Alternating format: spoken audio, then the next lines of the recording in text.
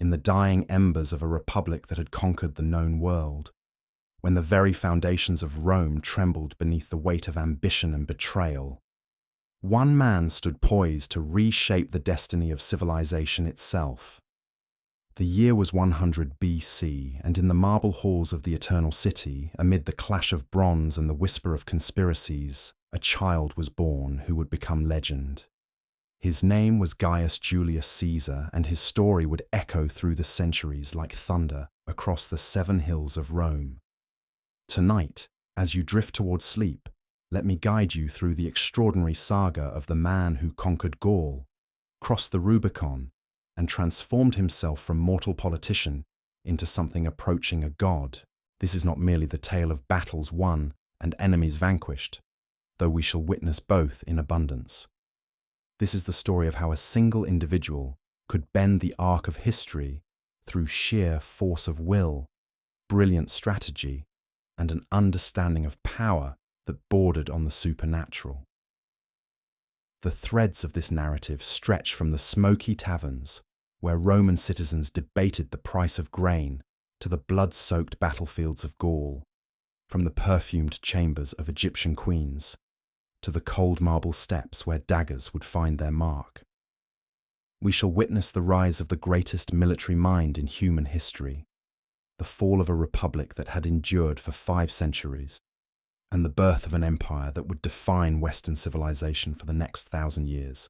But before we can understand the magnitude of Caesar's achievements, we must first witness the world into which he was born. The Rome of the late 2nd century BC was a city drunk on conquest and dizzy with wealth. The legions had crushed Carthage, humbled Greece, and brought the riches of the Mediterranean flowing into the coffers of the elite. Yet beneath this glittering surface, the republic was rotting from within. The old values of duty and honor that had built Rome were giving way to naked ambition and corruption on an unprecedented scale. The streets of the capital teemed with slaves from a dozen conquered nations, their labor fueling an economy that had grown beyond anything the world had ever seen. In the Forum, senators draped in purple-striped togas debated matters of state while calculating how much profit they could squeeze from their next provincial command. The common people, the plebs who formed the backbone of Roman society, found themselves increasingly squeezed between the demands of military service and the competition of slave labor that drove down wages and eliminated opportunities. Into this world of opportunity and danger was born Gaius Julius Caesar on the 13th day of Quinctilis in the year 654 from the founding of the city, what we would call July 13th, 100 BC. The Julian family could trace their lineage back to the very founding of Rome, claiming descent from Iulus, son of the Trojan hero Aeneas, who was himself the son of the goddess Venus. It was a pedigree that would serve Caesar well in a society obsessed with ancestry and divine favor. The house where young Caesar took his first breath stood on the Subura, one of Rome's most notorious neighborhoods. Unlike the patrician mansions that crowned the Palatine Hill with their marble columns and manicured gardens, the Subura was a maze of narrow streets and towering apartment blocks where the urban poor lived cheek by jowl with ambitious politicians who wanted to stay close to the common people. The choice to live here was deliberate, a political statement that would shape Caesar's understanding of Roman society from his earliest years. His father, also named Gaius Julius Caesar, was a man of moderate political ambitions who had achieved the praetorship but never reached the consulship that represented the pinnacle of Roman political achievement. It was a respectable career, but one that left the family wealthy enough to maintain their dignity while still hungry for greater glory. His mother, Aurelia, came from the Cotta family, another ancient patrician house with strong political connections. She was renowned for her intelligence and strength of character, qualities that would be reflected in her famous son. The Rome that surrounded the young Caesar's childhood was a city of stark contrasts. Magnificent temples dedicated to Jupiter, Mars, and Venus dominated the skylines, their polished marble facades gleaming in the Mediterranean sun. The Circus Maximus could hold 250,000 spectators who came to watch chariot races that turned drivers into celebrities and betting into a citywide obsession. The Forum buzzed with the business of empire as merchants from Spain haggled with traders from Asia Minor, while lawyers pleaded cases that could make or break family fortunes. Yet just steps away from these monuments to Roman grandeur lay streets where the smell of cooking oil mixed with human waste, where fires regularly swept through crowded tenements, and where violence was never more than an insult away. It was in this environment that Caesar learned his first lessons about the nature of power. He saw how the right word could turn a crowd, how the distribution of grain could buy loyalty, how fear and respect walked hand in hand through the Roman streets. The education of a young Roman patrician was designed to prepare him for a life of public service and political leadership. Caesar's early tutors introduced him to the works of Homer and Virgil, teaching him to recite the great epics that celebrated heroic achievement and divine favor. He studied rhetoric under the finest teachers Rome could provide, learning to craft speeches that could sway juries, inspire soldiers, or move the Roman people to action. Mathematics, history, and philosophy rounded out his curriculum, but it was in the arts of persuasion and leadership that the young Caesar truly excelled.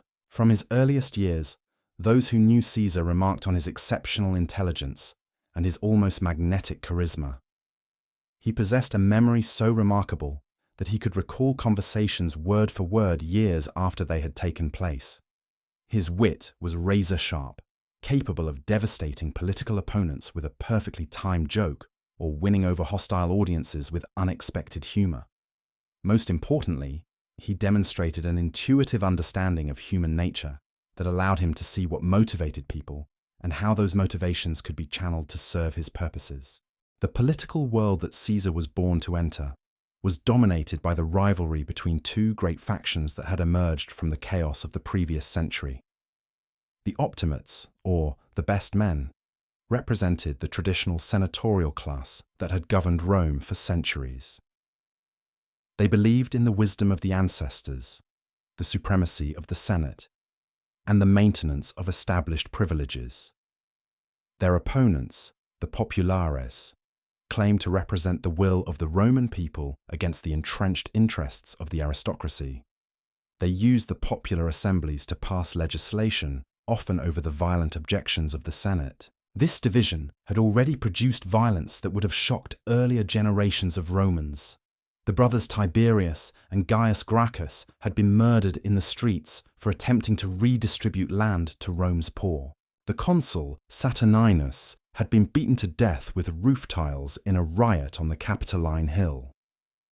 The general Marius and the dictator Sulla had fought a civil war that left thousands dead and established the precedent that political disputes could be settled with swords rather than votes.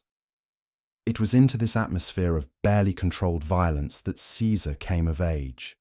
The year of his birth, 100 BC, was marked by riots that left the streets of Rome littered with corpses. The young boy who would one day cross the Rubicon learned early that Roman politics was not a game for the faint of heart. Power belonged to those bold enough to seize it and ruthless enough to keep it. As Caesar grew from child to adolescent, the political situation in Rome continued to deteriorate. The social war erupted when Rome's Italian allies demanded citizenship rights that the Republic was reluctant to grant. Entire cities revolted, and for a time it seemed that the very survival of Roman power in Italy was at stake. The war was eventually won through a combination of military force and political compromise, but the precedent had been set.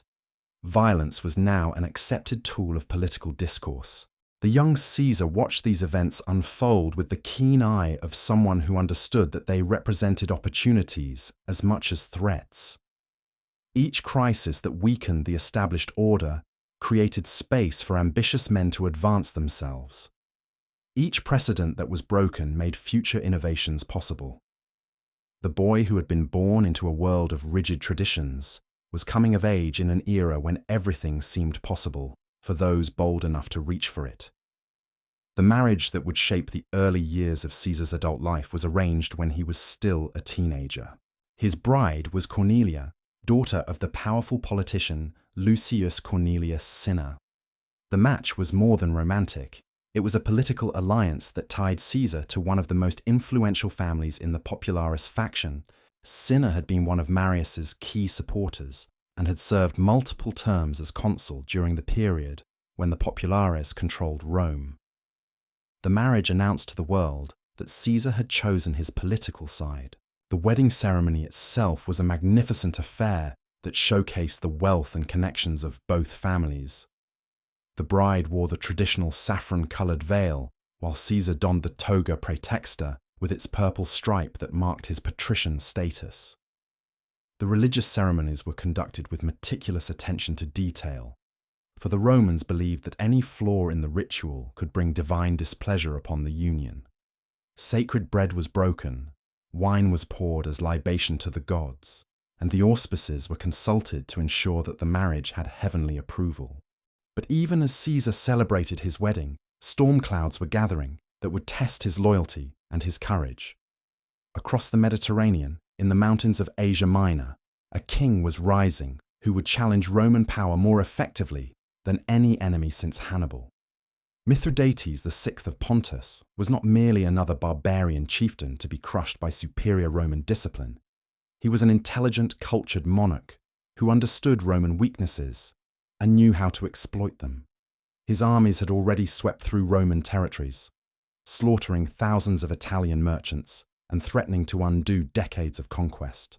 The crisis that Mithridates created would provide the stage for the next act in the drama that was consuming the Roman Republic. For among those who would rise to meet this eastern threat was a Roman general whose ambition matched his military genius, whose cruelty was exceeded only by his effectiveness, and whose ultimate victory would reshape the political landscape of Rome forever.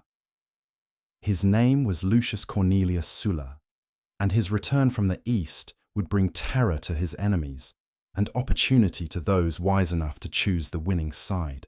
As we shall see, the young Caesar's response to the challenges that Sulla's rise would present would reveal the core of his character and set him on the path that would lead to immortality.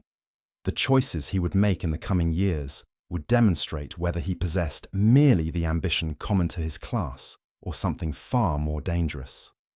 The stage was set for the emergence of the greatest figure in ancient history. The return of Sulla from his eastern campaigns brought with it the stench of civil war and the promise of radical transformation. The general who had crushed Mithridates and restored Roman prestige in Asia Minor was not the same man who had departed years earlier. Victory had hardened him, wealth had corrupted him, and power had transformed him into something approaching a monster. His eyes, once merely cold, now burned with the fervour of a man who believed himself chosen by the gods to reshape Rome according to his vision.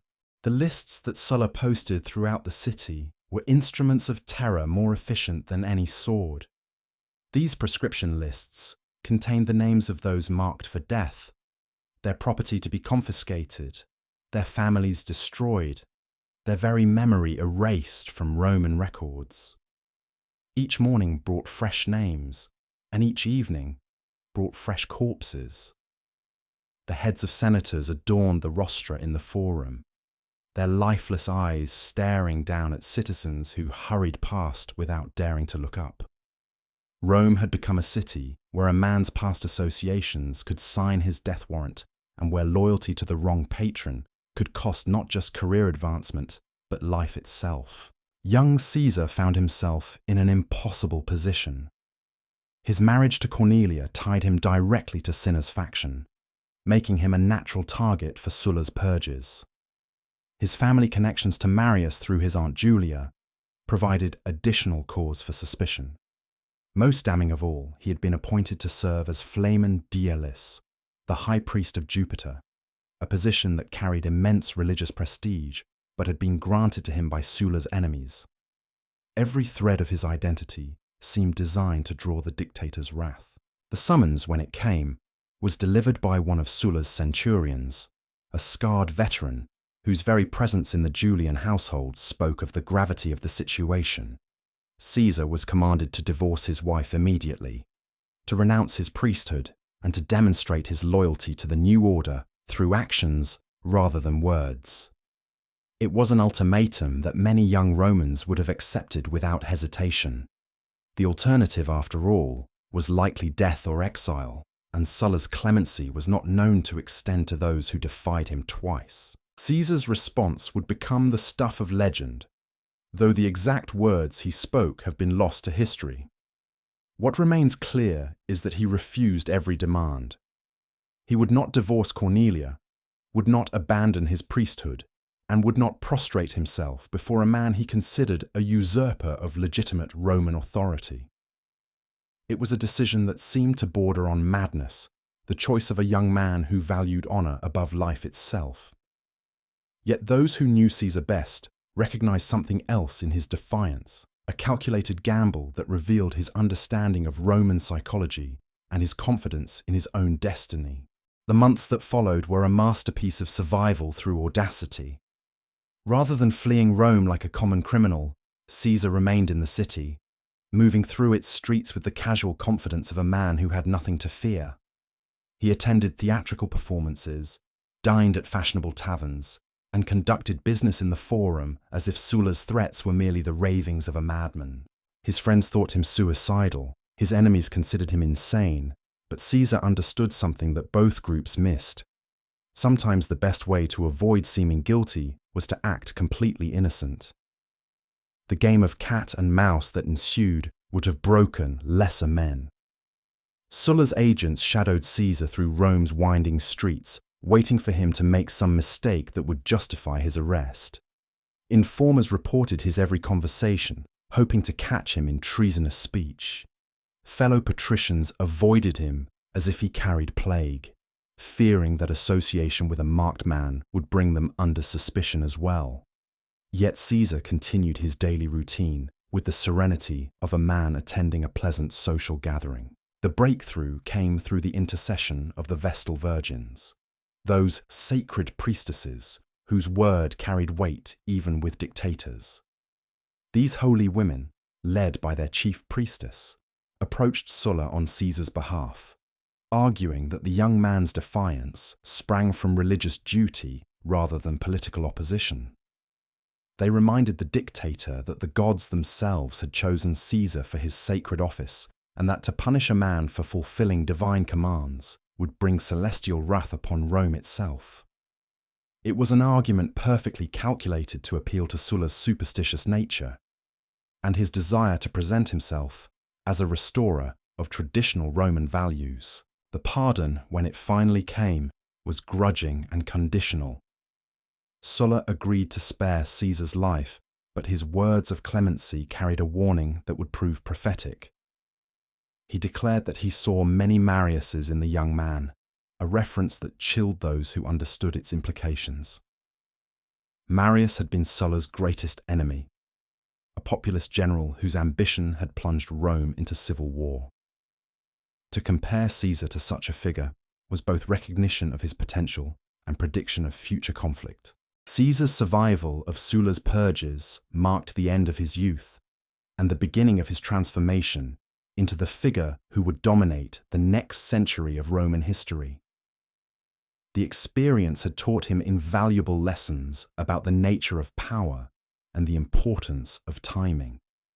He had learned that courage without calculation was merely another form of suicide, that defiance must be measured against realistic assessments of one's own strength. Most importantly, he had discovered that he possessed something rare among his contemporaries: the ability to remain calm under pressure, and to think clearly when others succumbed to panic. The Rome that emerged from Sulla's dictatorship was a changed city. The dictator had restored the authority of the Senate, crushed the power of the popular assemblies, and established constitutional barriers designed to prevent future demagogues from seizing control. His reforms were comprehensive and ruthless, eliminating the political mechanisms that had allowed the Gracchi and Marius to challenge established authority. On the surface, It seemed that the old order had been permanently restored, and that ambitious young men like Caesar would have to content themselves with traditional careers that offered prestige without real power. Yet those who understood Roman politics recognized that Sulla's system contained the seeds of its own destruction. The very violence he had used to establish his authority had demonstrated that constitutional barriers were meaningless when confronted by determined men with loyal armies. The precedent of using military force to settle political disputes had been established so thoroughly that future generations would see it as a legitimate tool of statecraft. The republic that Sulla claimed to have saved was actually a hollow shell, waiting for the next strong man to crack it open. Caesar spent the years following Sulla's retirement preparing himself for the opportunities that he sensed were coming. He studied oratory under the finest teachers, honing his natural talent for public speaking into a weapon that could move crowds and devastate opponents. His voice, observers noted, possessed a musical quality that made even mundane subjects seem compelling, while his gesture and bearing conveyed an authority that transcended his years. When he spoke in the courts or the Senate, audiences found themselves hanging on his every word, drawn in by a charisma that seemed almost supernatural in its power. His first major legal victory came in a case that established his reputation throughout Rome. A corrupt governor named Dolabella had looted his province so thoroughly that even by Roman standards, his conduct was scandalous. Other lawyers had refused the case, recognizing that Dolabella's powerful connections made conviction unlikely and retaliation against prosecutors probable. Caesar accepted the brief with enthusiasm, seeing it as an opportunity to demonstrate his skills while positioning himself as a champion of justice against corruption. The trial itself was a sensation that drew spectators from across the Mediterranean world. Caesar's opening address was a masterpiece of controlled fury that laid bare the defendant's crimes with surgical precision. He spoke of villages burned, temples robbed, and innocent citizens tortured for information about hidden wealth. His voice rose and fell with the rhythm of poetry, painting pictures so vivid that jurors felt they were witnessing the crimes themselves. When he described Dolabella's final act of desecration, the theft of sacred objects from a temple of Venus, the courtroom erupted in outraged shouts that echoed through the forum. Though Dolabella ultimately escaped conviction through the intervention of powerful friends, Caesar's prosecution had achieved its real purpose. Throughout Rome, people spoke of the young orator who had dared to challenge corruption and who possessed the skill to make even the most jaded audiences care about justice. His reputation was established, his courage proven, and his talent recognized by those who mattered in Roman society. The boy who had defied Sulla was becoming a man whom Rome would have to reckon with. The death of Cornelia in these years brought personal tragedy that would shape Caesar's character in subtle but important ways. The young woman who had been his partner in defying dictatorship succumbed to illness while still in the bloom of youth, leaving behind a daughter and a husband whose grief was both genuine and politically useful. The funeral that Caesar organized was a spectacular display of mourning that reminded all Rome of his connections to the popularist tradition and his willingness to honor those who had opposed Sulla's regime. The funeral oration that Caesar delivered over Cornelia's body became the talk of Rome for months afterward. Standing beside the ivory-inlaid bier, draped in the finest silk and surrounded by burning incense that filled the air with clouds of myrrh and frankincense, he spoke words that transformed personal loss into political theatre.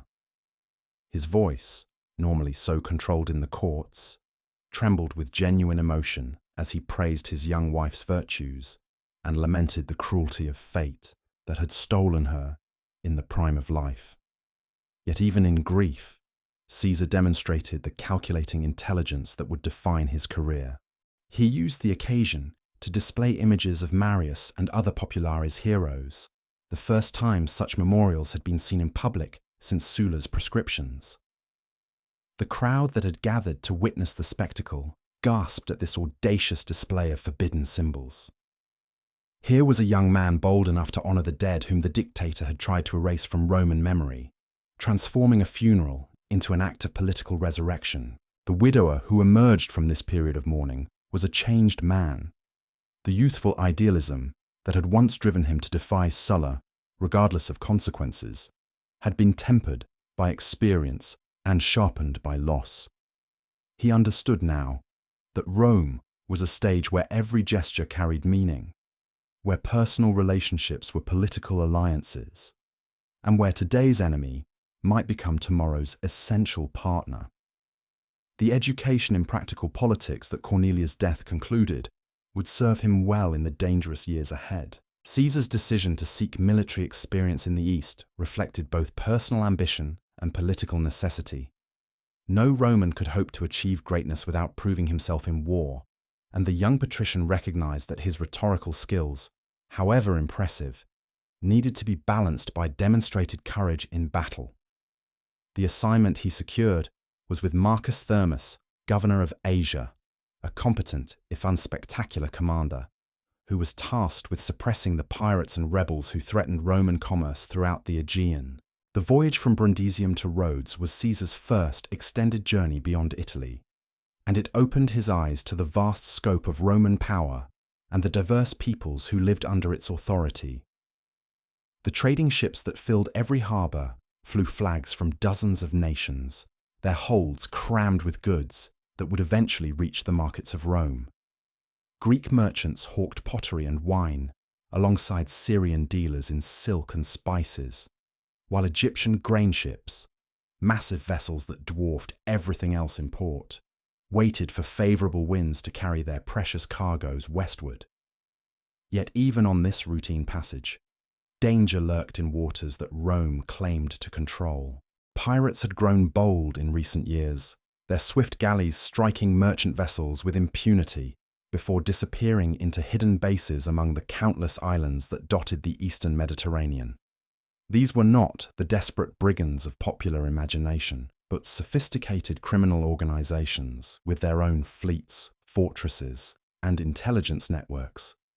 Some pirate captains lived like kings in marble palaces, their wealth rivaling that of legitimate rulers. Caesar's first encounter with these maritime predators came sooner than expected. The merchant vessel carrying him toward his assignment was intercepted by a pirate squadron while passing through the waters near the island of Pharmacusa. The sleek warships, their bronze-reinforced prows gleaming in the morning sun, surrounded the heavy cargo ship like wolves circling a wounded deer. The pirates who swarmed aboard were a cosmopolitan crew, Greeks and Syrians, Cilicians and renegade Romans, united by their shared profession of theft and their contempt for legitimate authority. The ransom demand they made for Caesar's release was 20 talents of silver, a sum that reflected their assessment of a young Roman patrician's worth. It was a substantial amount, enough to purchase several large estates or finance a modest military campaign, but not so excessive as to be impossible to raise. The pirates had clearly done this before and understood the delicate balance between maximizing profit and ensuring payment. They expected gratitude for their restraint and submission to their authority while negotiations proceeded. Caesar's reaction to captivity would become one of the most famous anecdotes in ancient literature, though the various accounts differ in detail while agreeing on the essential character of his response. Rather than accepting his situation with the resignation expected of a prisoner, he treated his captors with a casual contempt that bordered on the surreal. When informed of the ransom demand, he laughed and declared that 20 talents was an insult to his dignity. A man of his importance, he insisted, was worth at least 50 talents, and he would not be ransomed for a penny less. The pirates found themselves in the unprecedented position of having a captive argue for a higher ransom. Caesar's behavior throughout his imprisonment continued to confound his captors at every turn. He demanded better food, complained about the accommodations, and insisted that they maintain silence during his afternoon naps. When they ignored his requests, he scolded them like children, warning that they would face severe punishment for their disrespect. Most remarkably, He began composing poetry and speeches, which he would recite to his captors, criticizing their literary taste when they failed to appreciate his efforts. The weeks that passed while Caesar's ransom was being raised provided him with an invaluable education in the realities of Mediterranean politics. From conversations with his captors, he learned about the complex network of corruption that allowed piracy to flourish. Roman officials took bribes to look the other way. Local rulers provided safe harbors in exchange for shares of the profits. And wealthy merchants sometimes financed pirate operations while publicly demanding their suppression. The young patrician began to understand that the neat divisions between civilization and barbarism that Romans took for granted were often mere conveniences that masked more complex relationships. Throughout his captivity, Caesar maintained a cheerful prediction that he would one day crucify his captors. He spoke of this future execution with the casual tone one might use to discuss dinner plans, treating it as an inevitable consequence of their current relationship rather than an empty threat. The pirates found his confidence amusing, another example of Roman arrogance that would be crushed by the realities of their situation. They had held dozens of Roman prisoners over the years, and all had eventually been ransomed or sold into slavery. This young patrician would follow the same pattern, regardless of his theatrical protests. The ransom payment, when it finally arrived, was delivered by Caesar's friends with obvious reluctance. 50 talents represented an enormous sum that would burden his family's finances for years to come. Yet as they counted out the silver coins under the watchful eyes of pirate guards, Caesar assured them that the investment would prove profitable in ways they could not yet imagine. He spoke with such confidence about his future success that even his closest associates began to wonder whether captivity had affected his sanity. The moment of his release should have marked the end of the affair. Another successful pirate operation concluded with mutual satisfaction. Caesar was free to continue his journey eastward, while his former captors were richer by 50 talents and ready for their next profitable enterprise. By all conventional logic, a young Roman patrician should have been grateful for his survival and eager to put the humiliating experience behind him. The pirates certainly expected never to see their former prisoner again, except perhaps as a defendant in some distant Roman court where their absence would ensure their acquittal. Caesar's actual response demonstrated the calculating ruthlessness that would characterize his entire career. Rather than continuing to his original destination, he sailed directly to Miletus, where he convinced the Roman governor to lend him a squadron of ships and several hundred soldiers. His argument was simple and compelling. The pirates represented a threat to Roman commerce and dignity that demanded immediate punishment. More importantly, he knew exactly where to find them, having spent weeks observing their base and learning their routines. The attack that followed was swift and merciless. Caesar's borrowed fleet surrounded Pharmacusa at dawn, trapping the pirates in their harbour before they could escape to open water. The battle was brief and decisive, Roman discipline and superior seamanship overwhelming the surprised brigands. Those pirates who survived the initial assault found themselves prisoners aboard the very ships they had recently plundered, their roles reversed with a completeness that would have been poetic if it had not been so deadly. True to his promise, Caesar ordered the surviving pirates crucified, the standard Roman punishment for rebellion and theft. Yet even in this act of vengeance, he demonstrated a complex understanding of mercy and justice that marked him as something more than a simple seeker of revenge. Before the crosses were erected, he ordered that the prisoners' throats be cut, sparing them the prolonged agony that crucifixion typically involved. It was an act of clemency that satisfied both his desire for retribution and his recognition that unnecessary cruelty served no useful purpose. The recovery of the ransom money, along with the pirates' accumulated treasure, more than compensated Caesar for his earlier expenses, while establishing his reputation as a man who kept his promises, regardless of circumstances. Word of his exploit spread rapidly through the eastern Mediterranean, carried by merchants and sailors who had suffered from pirate depredations. Here was a young Roman who possessed not only the courage to face danger, but the competence to turn disaster into triumph. The military experience that Caesar gained in Asia under Marcus Thermus provided him with his first real understanding of how Roman armies functioned in practice rather than theory.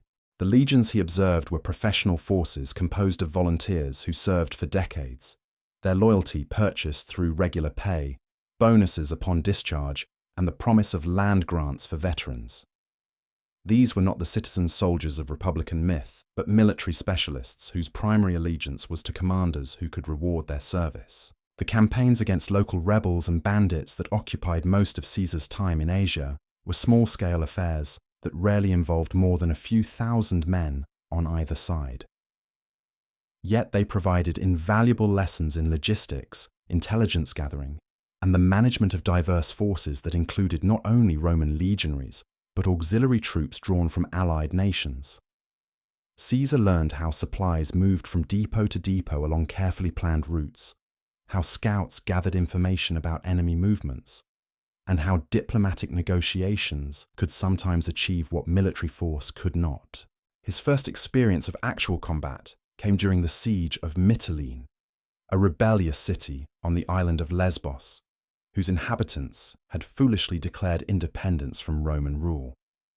The siege was a textbook operation that demonstrated Roman engineering at its finest, with massive earthworks and siege engines gradually reducing the city's defences. Caesar distinguished himself during the final assault, personally leading a cohort of legionaries through a breach in the walls and fighting with such conspicuous bravery that he was awarded the civic crown, Rome's highest military decoration for individual courage.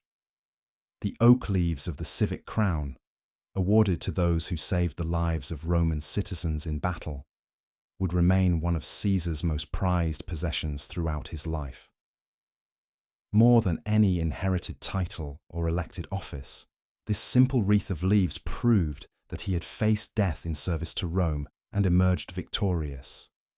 In a society that valued military virtue above all other qualities, the civic crown marked him as a warrior worthy of respect from even the most battle-hardened veterans. The recall to Rome that ended Caesar's Eastern service came with news that would reshape his understanding of Roman politics. Sulla was dead, the great dictator finally succumbing to the diseases that had racked his body during his final years.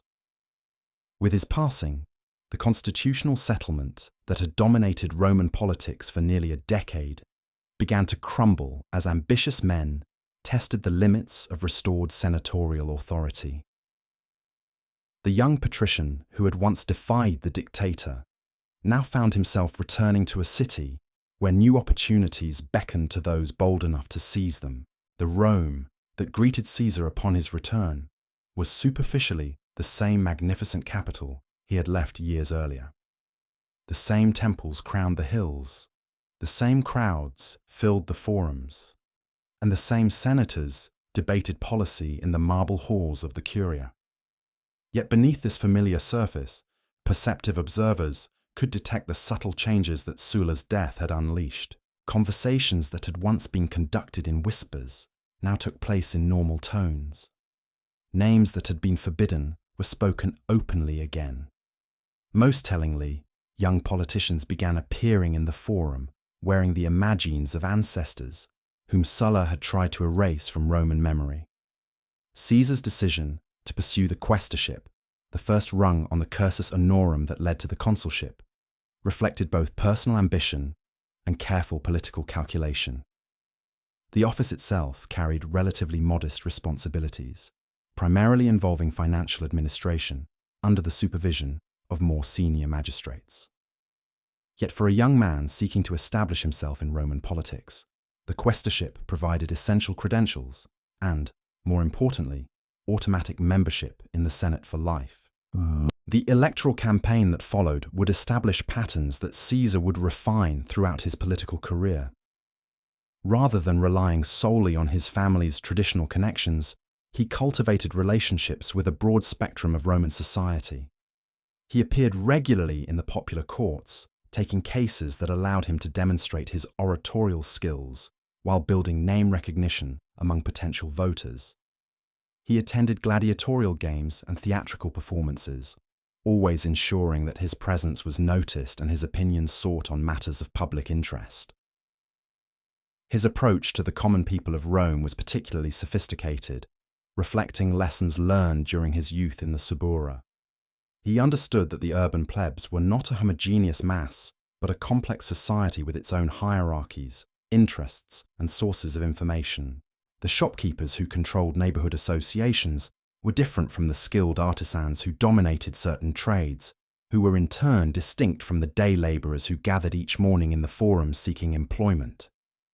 Each group required a different approach, and Caesar proved remarkably adept at adapting his message to his audience. The victory he achieved in the quaestorial elections was decisive but not overwhelming, placing him among the top candidates without dominating the field. It was exactly the result he had sought, demonstrating competence and popularity without appearing to threaten established interests. The young senator who took his seat in the Curia for the first time carried with him the accumulated wisdom of survival under dictatorship, military service in the East, and successful navigation of Roman electoral politics. He was ready for whatever challenges the next phase of his career might bring. The assignment that would define Caesar's early senatorial career came with the drawing of lots that determined provincial postings for newly elected quaestors. The wooden tokens rattled in their bronze urn like dice in the hands of fate as each young magistrate reached forward to discover his destiny. Some drew prestigious assignments in wealthy provinces where fortunes could be made through careful administration and judicious corruption.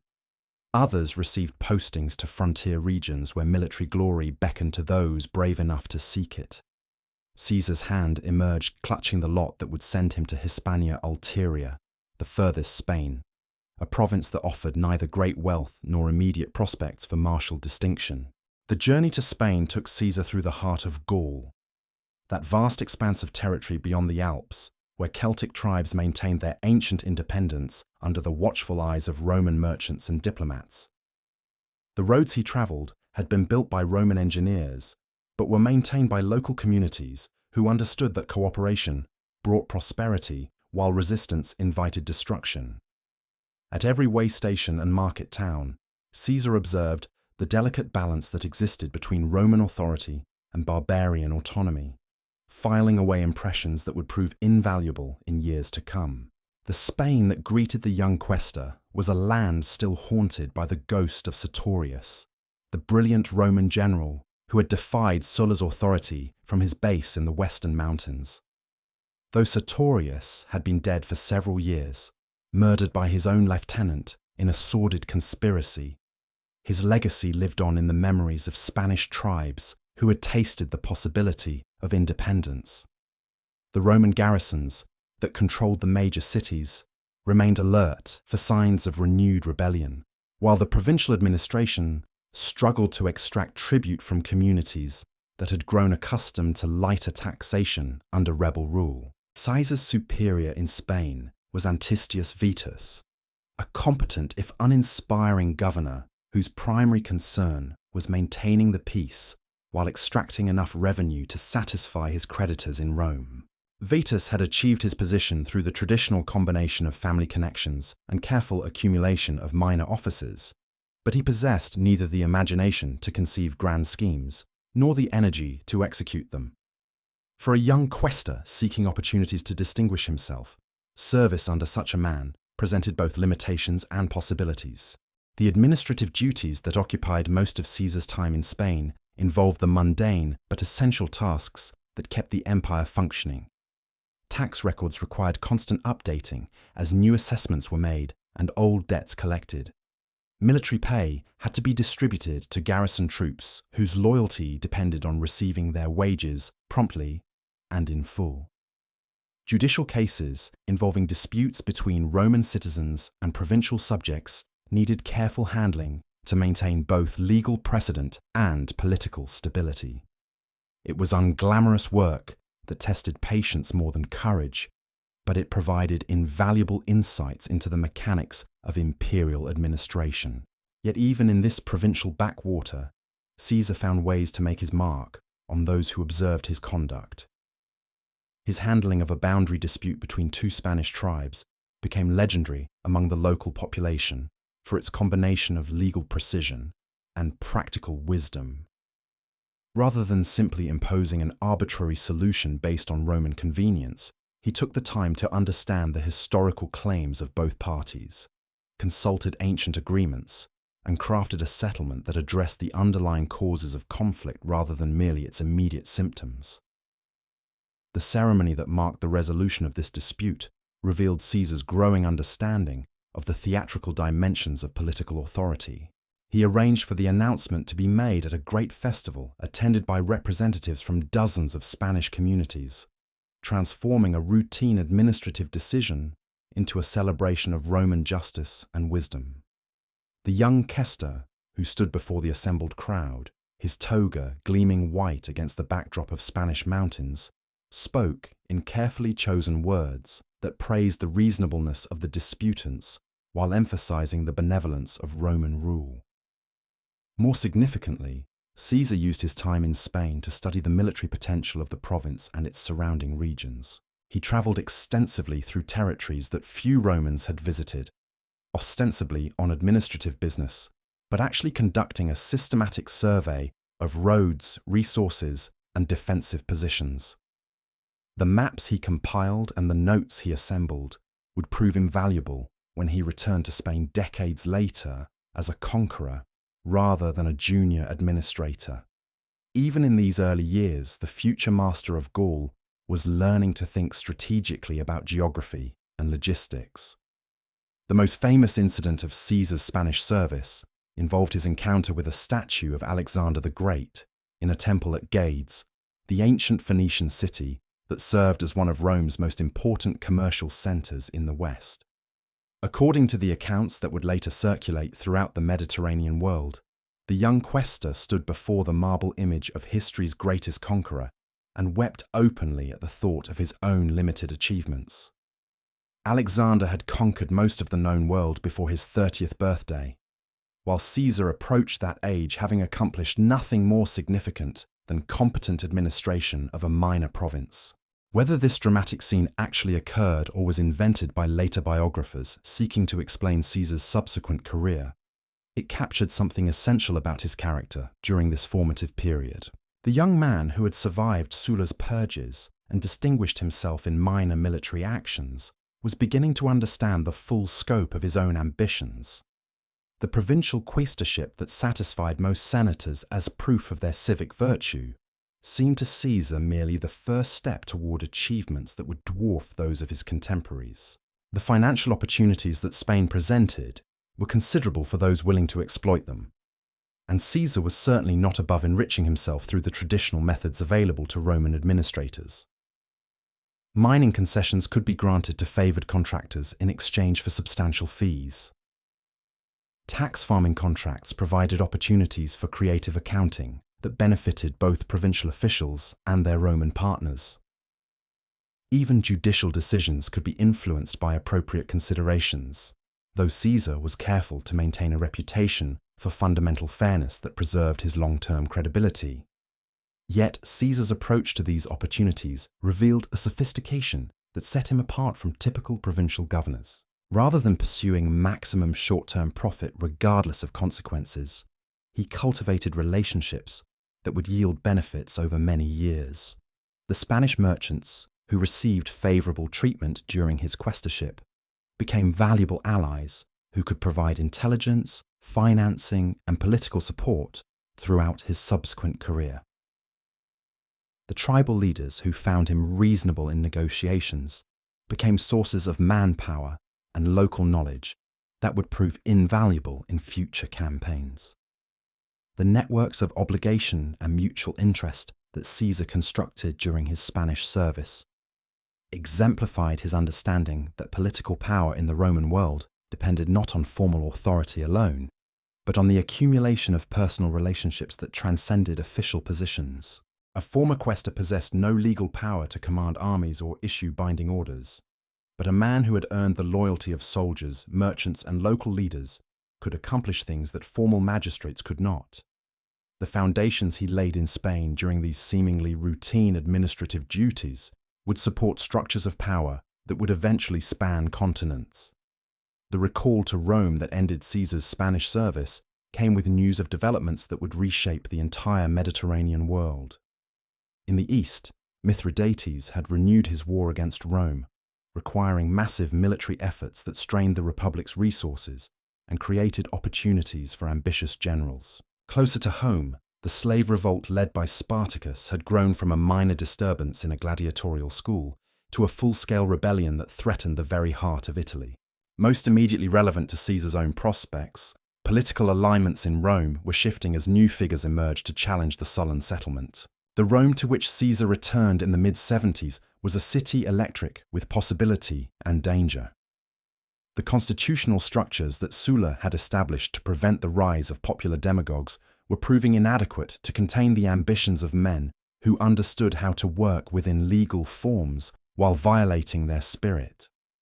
The consulship of Pompey and Crassus, in 70 BC, had already begun the process of dismantling Sullan restrictions, restoring power to the tribunes of the plebs, and reviving the courts that had been dominated by senatorial interests. For young politicians with populist inclinations, these changes opened doors that had been sealed for nearly a decade. Caesar's decision to seek election as aedile represented a calculated escalation of his political ambitions. The aedileship was not technically a necessary step in the cursus honorum, but it offered unparalleled opportunities for ambitious politicians to win popular favour through the staging of magnificent public entertainments. Previous aediles had bankrupted themselves financing gladiatorial games and theatrical performances that were remembered long after their donors had died, but they had also established reputations that carried them to the highest offices in the state. For a man of Caesar's temperament and resources, the aedileship represented an investment in his political future that was worth almost any cost. The campaign that secured Caesar's election as aedile demonstrated his mastery of the arts of popular persuasion.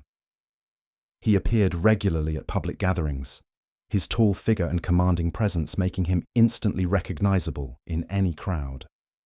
His speeches combined learned references that impressed educated listeners with folksy humor that delighted common citizens.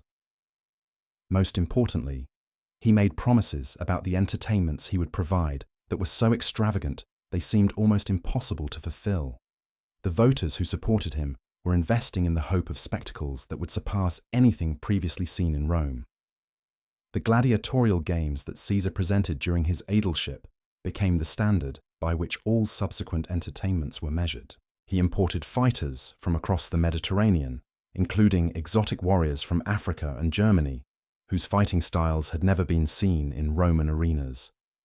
The wild animal hunts featured creatures from the farthest reaches of the empire, including elephants from Nubia and tigers from India that had been transported at enormous expense for the pleasure of Roman crowds. The theatrical performances included Greek dramas and Roman comedies performed by the finest actors of the age, while the athletic competitions attracted champions from every major city in the Mediterranean world.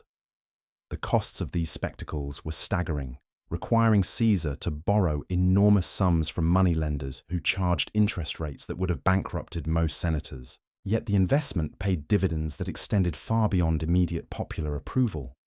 The merchants who supplied exotic animals and foreign fighters became part of Caesar's network of supporters. The gladiatorial trainers who provided skilled warriors owed him favours that could be called in during future political crises.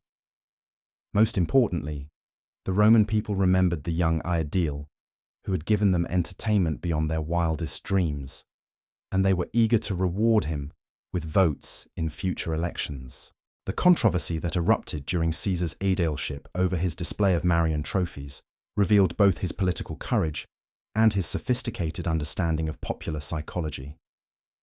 The images of Marius and his victories, which had been removed from public spaces during Sulla's dictatorship, suddenly appeared overnight in the Forum and on the Capitoline Hill, gleaming with fresh gold leaf and accompanied by inscriptions praising the great general's service to Rome.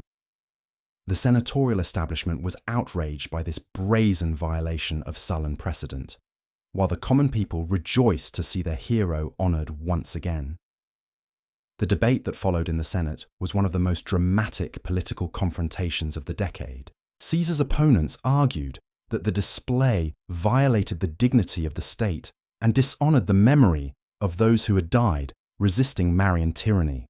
They demanded immediate removal of the offending monuments and punishment for the magistrate who had dared to authorize their erection.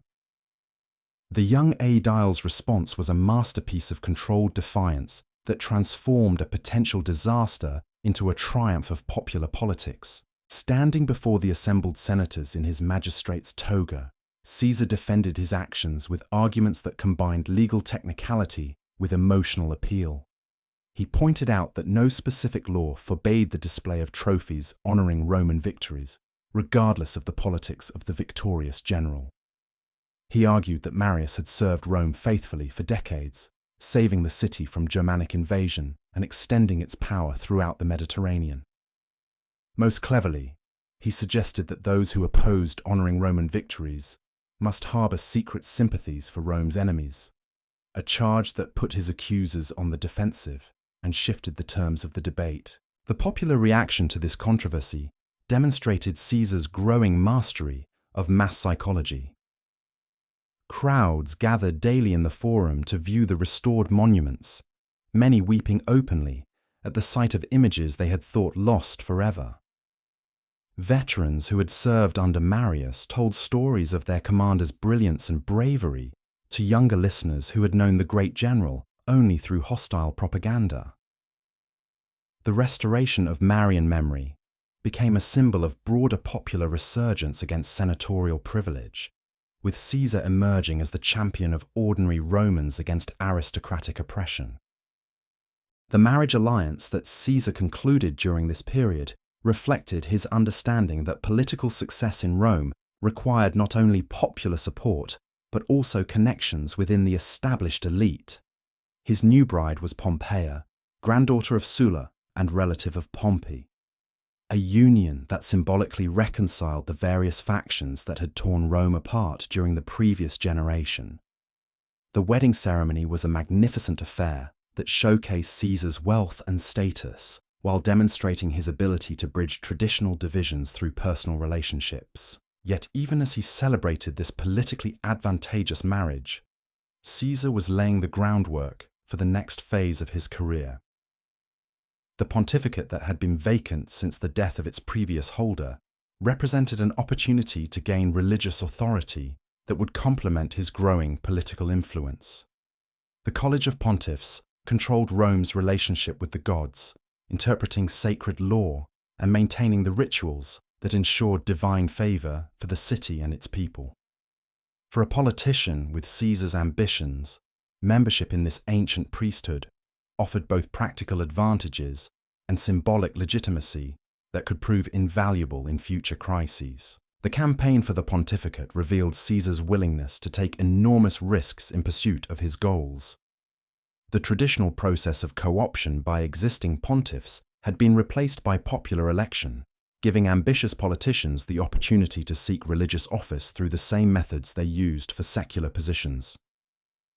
Caesar's primary opponent was Catulus, a distinguished senator whose family had held the position for generations and who possessed both the wealth and connections that normally ensured success in such contests.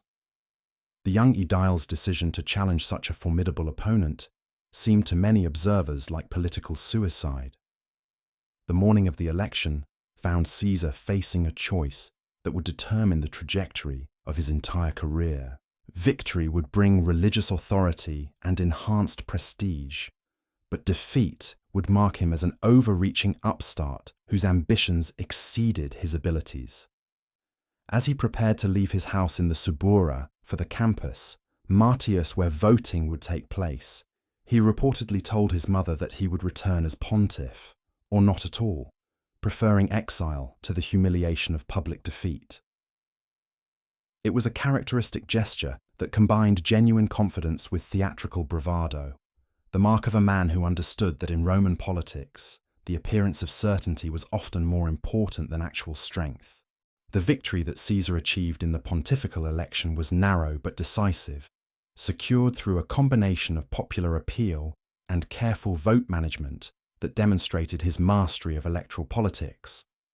The crowds that gathered to hear the results included representatives from every level of Roman society, from senators in their purple-striped togas to common labourers still wearing their work clothes.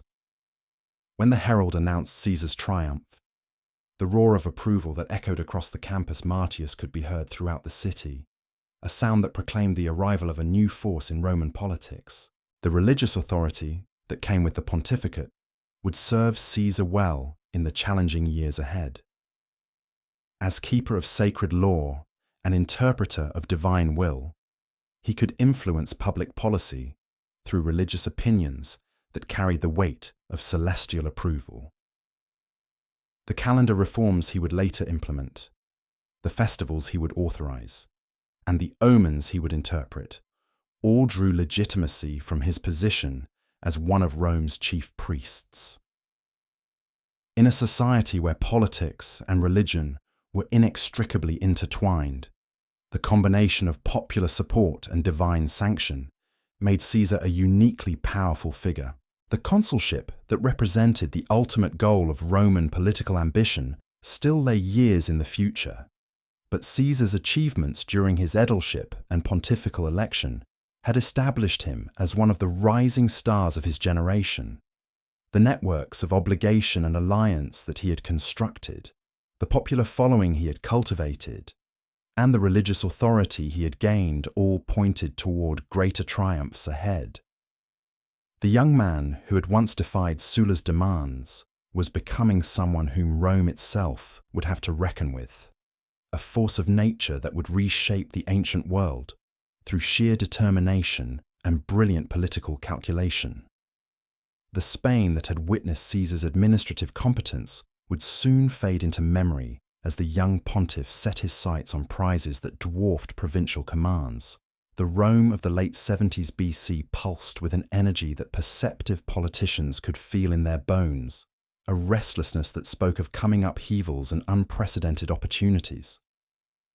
The constitutional settlement that Sulla had imposed through terror and bloodshed was cracking along fault lines that grew more visible with each passing month, creating spaces where ambitious men could maneuver toward power that previous generations could never have imagined. The praetor's chair that Caesar sought in 62 BC represented more than another rung on the traditional ladder of Roman office. It offered jurisdiction over the courts that determined the fate of governors and generals, the power to interpret laws that shaped commercial relationships throughout the Mediterranean, and most crucially, the prospect of a provincial command that could provide both military glory and enormous wealth. For a politician whose debts from his aedileship still haunted his creditors, the praetorship promised solutions to financial problems while opening doors to even greater achievements.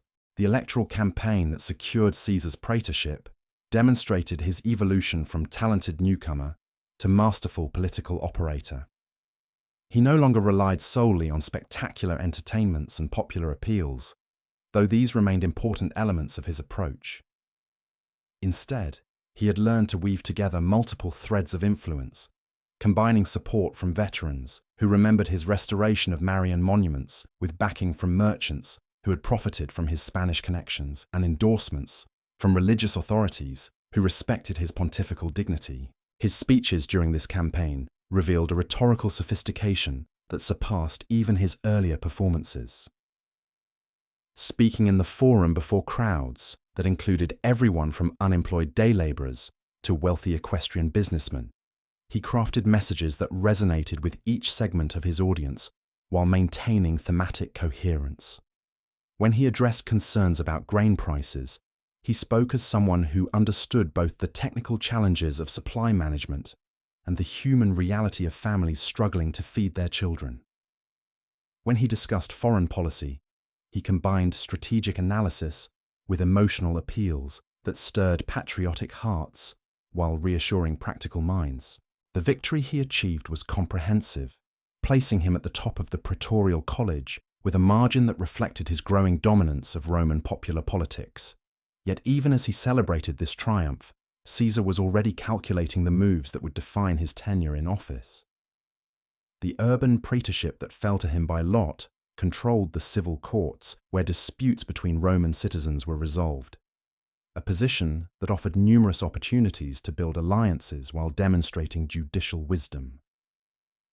The judicial decisions that marked Caesar's praetorship became legendary for their combination of legal precision and political acuity. He understood that every case brought before his tribunal was simultaneously a legal dispute and a political opportunity, a chance to demonstrate fairness while building relationships that could prove valuable in future crises. The merchant who received favorable judgment in a contract dispute became a supporter whose commercial network extended across the Mediterranean.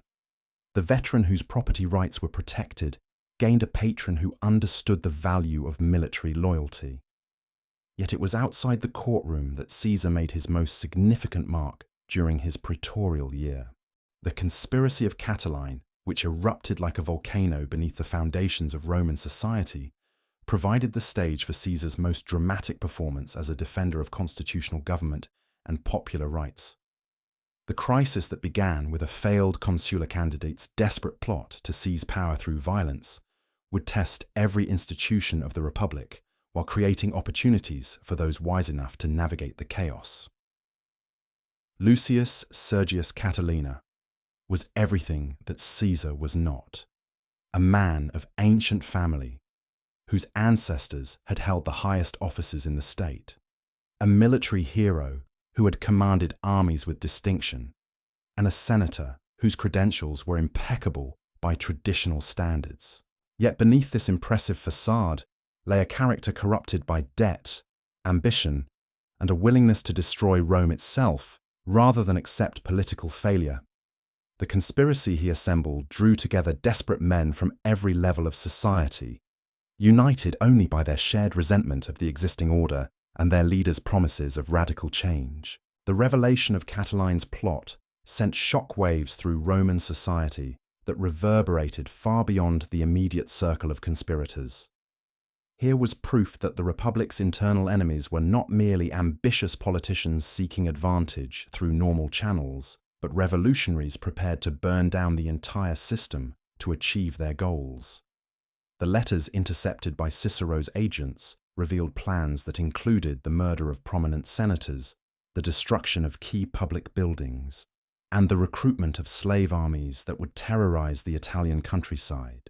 Caesar's response to this crisis would define his reputation for generations to come. As urban praetor, he possessed both the authority and the obligation to participate in the Senate's deliberations about how to respond to the conspiracy. The emergency session that Cicero convened in the Temple of Concordia brought together the most distinguished figures in Roman politics, men whose decisions would determine not only the fate of the conspirators, but the future direction of the Republic itself. The debate that followed was one of the most dramatic moments in Roman parliamentary history.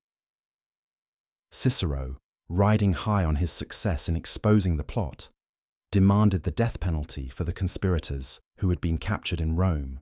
His speech was a masterpiece of oratorical fury that painted the prisoners as enemies of humanity itself, men whose crimes transcended normal categories of punishment. The consul's words echoed through the temple like thunder, each sentence building toward the inevitable conclusion that only blood could wash away the stain of their treason. The response from most senators was predictably savage. Speaker after speaker rose to endorse Cicero's demand for immediate execution, their voices competing to express the most creative forms of vengeance. These were men who had been personally threatened by the conspiracy, who had seen their names on lists of intended victims, whose families had been marked for destruction. Their anger was genuine and their desire for retribution understandable. But their bloodthirsty enthusiasm threatened to transform Roman justice into Roman lynch law. Caesar's intervention in this fevered atmosphere required courage that few politicians possessed.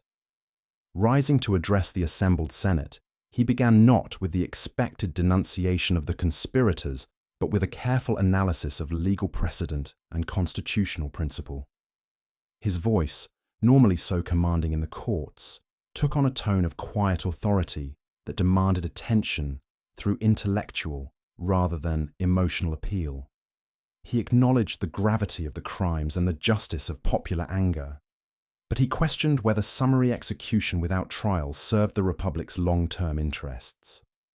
The argument he developed was both sophisticated and politically dangerous. Caesar pointed out that the emergency decree under which Cicero was operating had no clear precedent in Roman law, that the execution of citizens without trial violated fundamental principles that had protected Roman liberty for centuries. He suggested that the fear and anger generated by the conspiracy were precisely the emotions that led to poor decisions, that the Senate's response should demonstrate the Republic's commitment to justice rather than its capacity for vengeance. His alternative proposal was characteristically clever: life imprisonment with confiscation of property, a punishment that would satisfy the demand for severe penalties while preserving the legal principles that protected all Roman citizens. The conspirators would suffer for their crimes without providing martyrs for future revolutionaries, while the Republic would demonstrate its superiority to tyrannical regimes that ruled through fear alone. It was a solution that combined practical wisdom with moral authority, the kind of statesmanship that marked truly great political leaders. The silence that greeted Caesar's speech was profound and ominous. In a chamber where emotional appeals normally carried the day, his intellectual analysis created a space for reflection that many senators found deeply uncomfortable. Here was a man asking them to think rather than simply react, to consider long-term consequences rather than immediate satisfaction.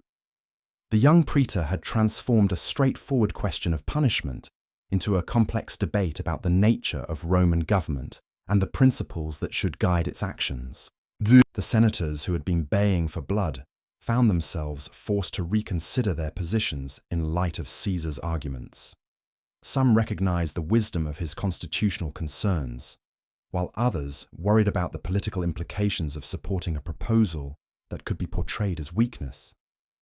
The urban praetor had accomplished something remarkable. He had changed the terms of debate through sheer intellectual force, demonstrating a kind of leadership that transcended mere oratorical skill. The intervention of Marcus Porcius Cato the Younger shattered this moment of reflection with the force of moral certainty.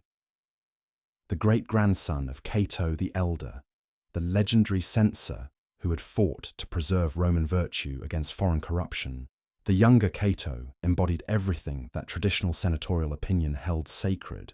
His speech in response to Caesar was not merely a rebuttal, but a declaration of war against what he saw as dangerous innovation disguised as moderation.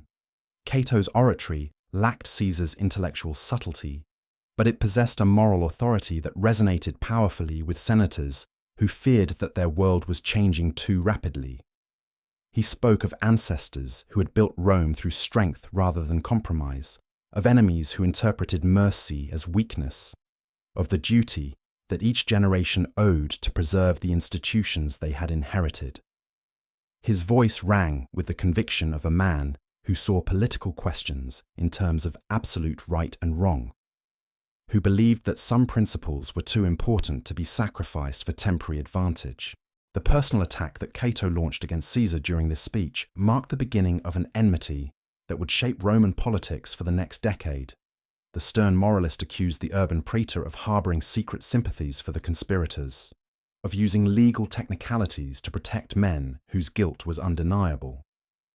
He suggested that Caesar's proposal stemmed not from constitutional principle, but from personal ambition, that the young politician sought to position himself as a defender of popular rights while actually serving his own interests.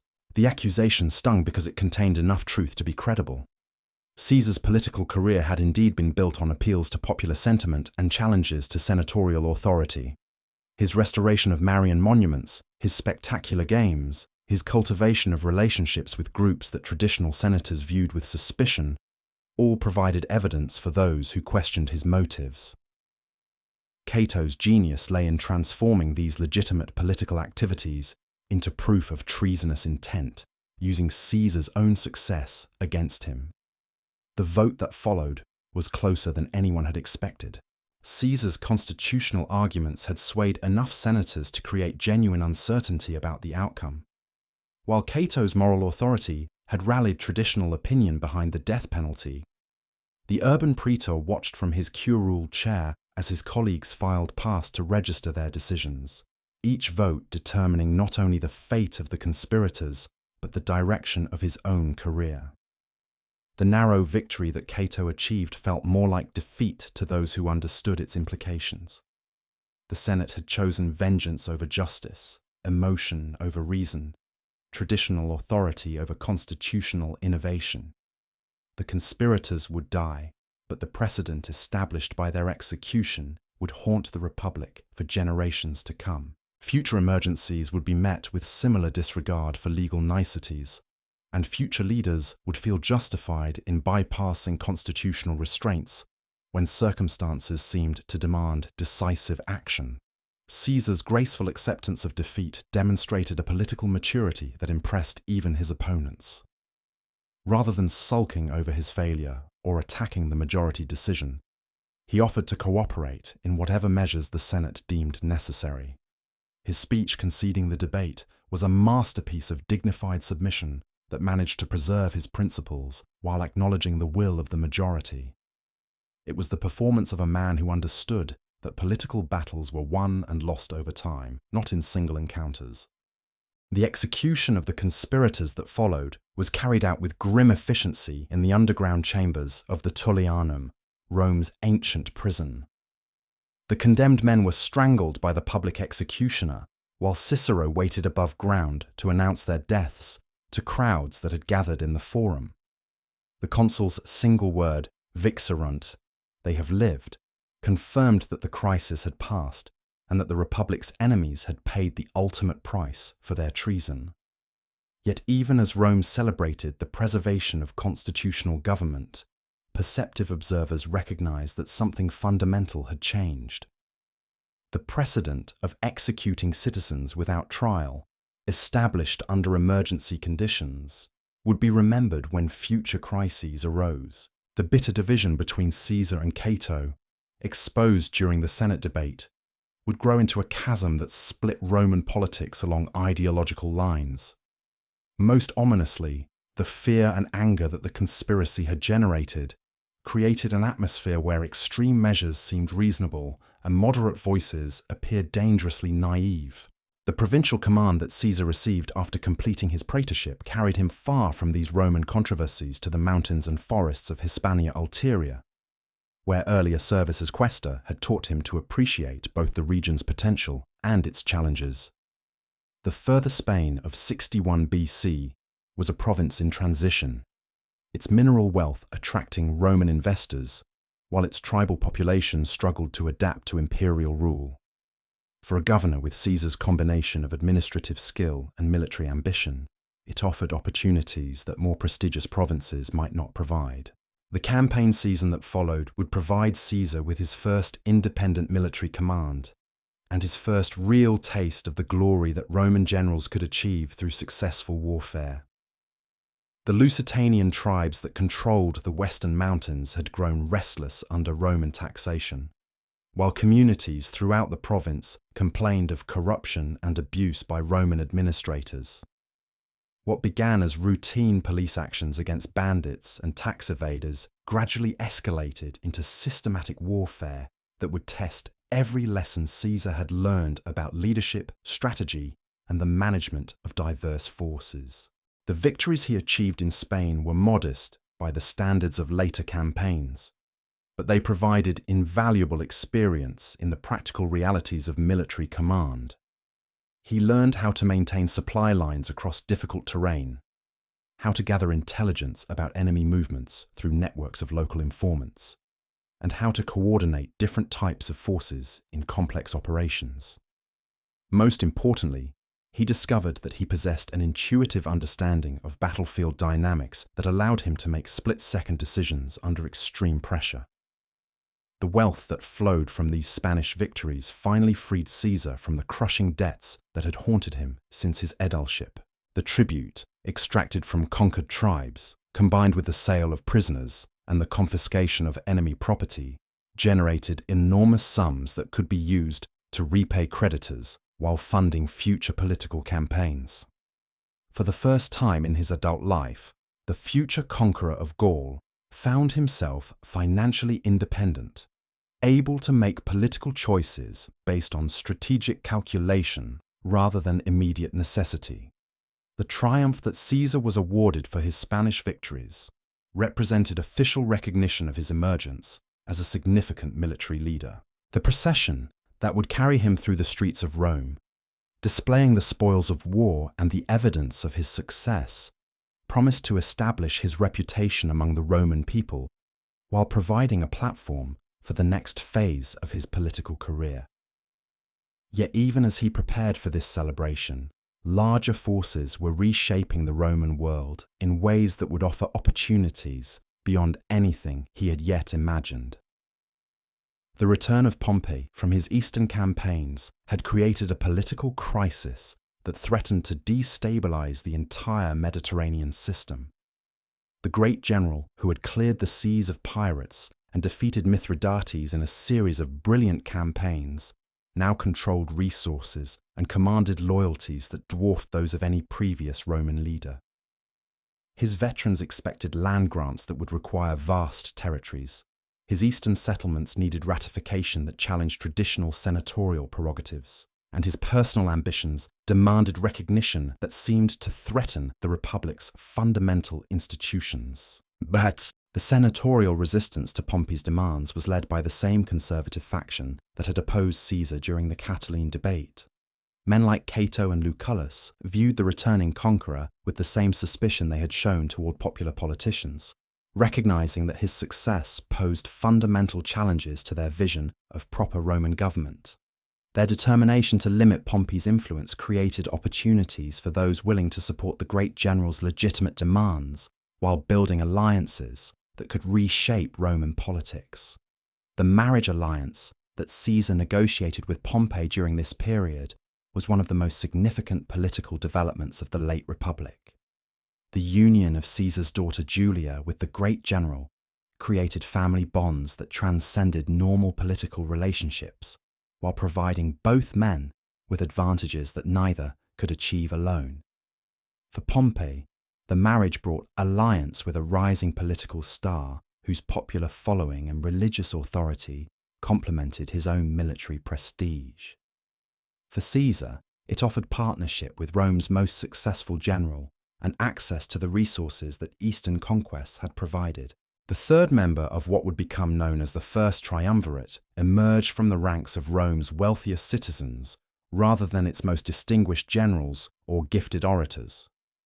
Marcus Licinius Crassus had built a fortune that rivaled the treasuries of kingdoms through careful investment in real estate, slave-worked mines, and money-lending operations that extended throughout the Mediterranean world. His political ambitions were frustrated by his lack of military glory, while his enormous wealth made him an invaluable ally for those who could provide what he lacked. The secret agreement that bound these three men together in 60 BC was one of the most consequential political arrangements in ancient history. Each brought different strengths to the alliance. Pompey provided military prestige and veteran loyalty. Caesar offered popular support and religious authority, while Crassus contributed financial resources and commercial connections.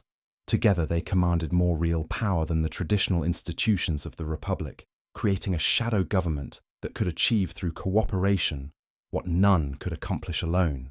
The consulship that this alliance secured for Caesar in 59 BC represented the culmination of his political ascent and the beginning of his transformation into a figure of world historical importance.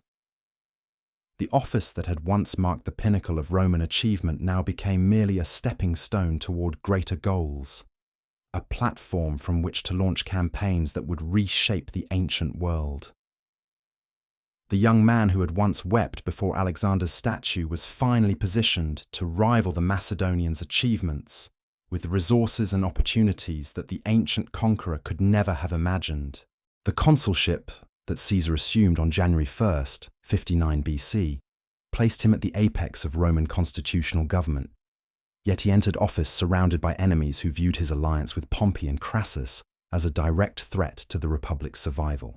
His colleague in the consulship was Marcus Bibulus, a man of impeccable conservative credentials, whose family had served the state with distinction for generations. Bibulus represented everything that traditional senatorial opinion held sacred: respect for ancestral custom, suspicion of popular innovation, and unwavering commitment to the principle that the wisdom of the few should guide the decisions of the many. The clash between these two worldviews became apparent from the very first days of Caesar's term. Where Bibulus sought to preserve established procedures and maintain the delicate balance between competing interests, Caesar moved with the decisive energy of a man who understood that the old ways were dying and that the future belonged to those bold enough to seize it. The urban praetor who had once defended constitutional principles against Cicero's emergency measures had evolved into a consul who recognized that constitutional forms could be preserved while their substance was fundamentally transformed. The legislation that Caesar introduced during his consulship was revolutionary in scope and breathtaking in its audacity. The land bill that formed the centerpiece of his program proposed to distribute public territory to Pompey's veterans and Rome's urban poor, creating a vast constituency of citizens whose loyalty would be bound to the triumvirs through tangible benefits. The measure was crafted with legal precision that made opposition difficult, while promising advantages that extended far beyond its immediate beneficiaries. The genius of Caesar's approach lay in his understanding that successful reform required more than legislative skill. It demanded the creation of new political realities that would make reversal impossible. The veterans who received land grants would become a permanent interest group committed to defending the triumvirate's achievements. The urban plebs, who gained access to colonial opportunities, would remember which leaders had opened doors previously closed to them.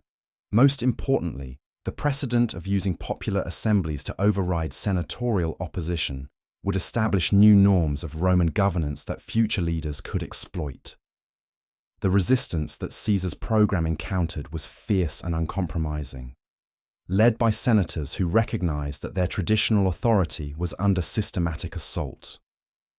Cato the Younger emerged as the most vocal opponent, using every procedural weapon at his disposal to delay and obstruct the consul's initiatives. His filibusters in the Senate became legendary exercises in moral endurance, speeches that continued for hours as he read entire texts of ancient laws and treaties to prevent votes on Caesar's proposals. The constitutional crisis that erupted when Caesar bypassed the Senate entirely and took his legislation directly to the popular assemblies marked a turning point in Roman political culture. The consul, who appeared before the assembled people in the forum, spoke not as a magistrate seeking advice and consent, but as a leader presenting policies that he was determined to implement regardless of senatorial opposition. His speeches during these assemblies combined legal argument with emotional appeal, transforming complex legislative questions into simple choices between progress and stagnation. The violence that accompanied these political innovations shocked even Romans who had grown accustomed to street fighting during electoral campaigns. When Bibulus and Cato attempted to use their authority to prevent the assembly from voting, they were physically attacked by crowds that Caesar's allies had organized for precisely this purpose. The sight of a Roman consul fleeing from the forum with his fasces broken and his toga torn represented a complete breakdown of the conventions that had governed Roman political life for centuries. Bibulus's retreat to his house, from which he would not emerge for the remainder of the consular year, symbolized the paralysis that had overcome traditional senatorial authority. The colleague who should have provided a constitutional check on Caesar's power instead became a figure of ridicule, issuing edicts from his residence that carried no practical force, while the active consul transformed Rome according to his vision. Contemporary wits began referring to the year not as the consulship of Caesar and Bibulus, but as the consulship of Julius and Caesar, acknowledging that a single man now wielded the power that the constitution had intended to divide. The eastern settlement that Caesar pushed through the assemblies represented one of the most significant foreign policy achievements in Roman history, ratifying Pompey's reorganization of territories that stretched from the Black Sea to the Jordan River. The new provinces, client kingdoms, and tributary arrangements that received official sanction through this legislation created a framework for imperial administration that would endure for centuries. Yet the manner of its passage, without senatorial debate or traditional consultation, established precedents that would fundamentally alter Rome's relationship with its empire. The judicial reforms that Caesar implemented during his consulship demonstrated his understanding that lasting political change required transformation of the institutional mechanisms through which power was exercised. The jury courts that had become battlegrounds between different political factions were reorganized to ensure outcomes that favored triumviral interests. The procedures that governed provincial commands were modified to create opportunities for extended campaigns that could yield both glory and wealth. Most subtly, the calendar reforms that Caesar authorized as pontiff began the process of bringing Roman timekeeping into alignment with astronomical reality, while demonstrating his authority over the sacred rhythms that governed civic life. The marriage alliances that Caesar negotiated during his consulship revealed his sophisticated understanding of how personal relationships could be transformed into political instruments. The union between his daughter Julia and Pompey was celebrated with magnificent ceremonies that proclaimed to all Rome the strength of the triumviral partnership. Yet even as he rejoiced in his daughter's happiness, Caesar was calculating how this bond could be used to maintain cooperation between ambitious men whose interests might otherwise diverge. His own marriage to Calpurnia, daughter of the influential Piso family, demonstrated that political necessity could be combined with genuine affection while serving strategic purposes. The wedding ceremonies that joined one of Rome's most powerful politicians to a young woman of impeccable patrician lineage were attended by representatives from across the Mediterranean world, creating spectacles that announced the triumvirate's dominance over Roman society. The alliance with the Pisonian faction provided Caesar with additional senatorial support, while giving his new in-laws access to opportunities that their previous connections could not have secured. The financial legislation that Caesar sponsored during his consulship revealed the economic foundations upon which his political revolution was built. The tax farming contracts that were renegotiated provided enormous savings to equestrian businessmen while generating revenue that could fund the triumvir's various projects. The debt relief measures that were carefully crafted to avoid economic disruption demonstrated that radical political change could be achieved without destroying the commercial relationships that sustained Roman prosperity. The colonial program that Caesar initiated represented perhaps his most far-sighted achievement as consul, creating new cities throughout the Mediterranean that would serve as bastions of triumviral influence for generations to come. The veterans who received land grants in these settlements became permanent constituencies whose loyalty transcended normal political divisions. The urban poor who gained opportunities for advancement through colonial participation discovered that the triumvirate offered paths to prosperity that the traditional system had never provided.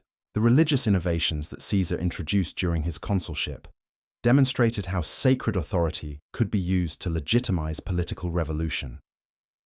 The festivals that he authorized celebrated not only traditional Roman deities, but also the achievements of contemporary leaders who had earned divine favor through their service to the state. The calendar reforms that he implemented as pontiff brought Roman timekeeping into alignment with Egyptian astronomical knowledge, while demonstrating that innovation could enhance rather than destroy ancient traditions. The opposition that crystallized around Cicero during the final months of Caesar's consulship represented the last serious attempt by Republican traditionalists to reverse the triumviral transformation of Roman government. The great orator who had saved the state from Catiline's conspiracy now found himself isolated and vulnerable, his past achievements counting for nothing against the new political realities that Caesar had created. The speeches that Cicero delivered against the consul's policies were masterpieces of rhetorical skill that failed to achieve their practical objectives because they addressed a Rome that no longer existed.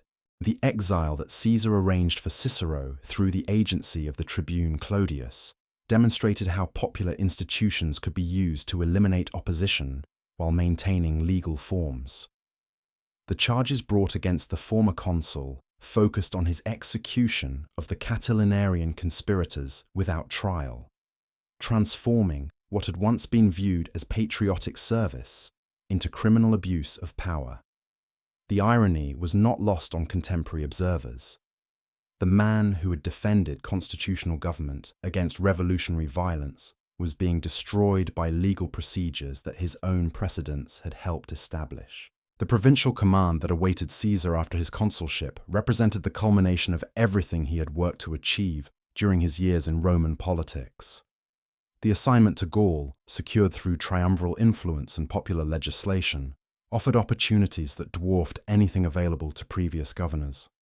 The territories that lay beyond the Alps contained wealth that could rival the treasures of the East, while the barbarian tribes that inhabited these lands provided enemies whose defeat could yield military glory comparable to Pompey's eastern triumphs. The preparations that Caesar made during the final months of his consulship revealed the systematic planning that would characterize his greatest campaigns. The legions that were assembled for the Gallic expedition represented the finest military forces that Rome could produce, veteran units whose loyalty had been secured through careful attention to their material needs and personal concerns. The supplies that were accumulated for the coming campaigns demonstrated logistical sophistication that reflected lessons learned from earlier commanders while anticipating challenges that no Roman army had previously faced. The intelligence networks that Caesar established throughout Gaul during this preparatory period provided information that would prove invaluable when military operations began. The merchants who traded beyond the Roman frontier, the diplomatic agents who maintained contact with barbarian leaders, and the tribal refugees who sought Roman protection all became sources of knowledge about enemy capabilities, political divisions, and geographic obstacles. The future conqueror of Gaul understood that victory required information as much as courage, preparation as much as inspiration. The final sessions of Caesar's consulship were marked by ceremonies that celebrated the triumvirate's achievements while looking forward to even greater successes. The dedication of temples that had been completed with triumviral funding, the inauguration of public works that would serve Roman citizens for centuries, and the distribution of bonuses to soldiers and citizens all demonstrated that revolutionary politics could produce tangible benefits for those who supported the new order. The farewell banquets that Caesar hosted during his last days in Rome were attended by figures from across the political spectrum, including some who had opposed his consulship, but now recognized that accommodation with the triumvirate offered better prospects than continued resistance. The conversations that took place during these gatherings revealed the complex calculations that governed Roman political life, where personal relationships, family obligations, and strategic considerations interacted in ways that outsiders could barely comprehend. The augural ceremonies that marked Caesar's departure for Gaul were conducted with meticulous attention to religious protocol, ensuring that the gods' favor would accompany the expedition. The sacrifices that were offered, the omens that were interpreted, and the prayers that were spoken all followed ancient traditions while adapting to contemporary circumstances.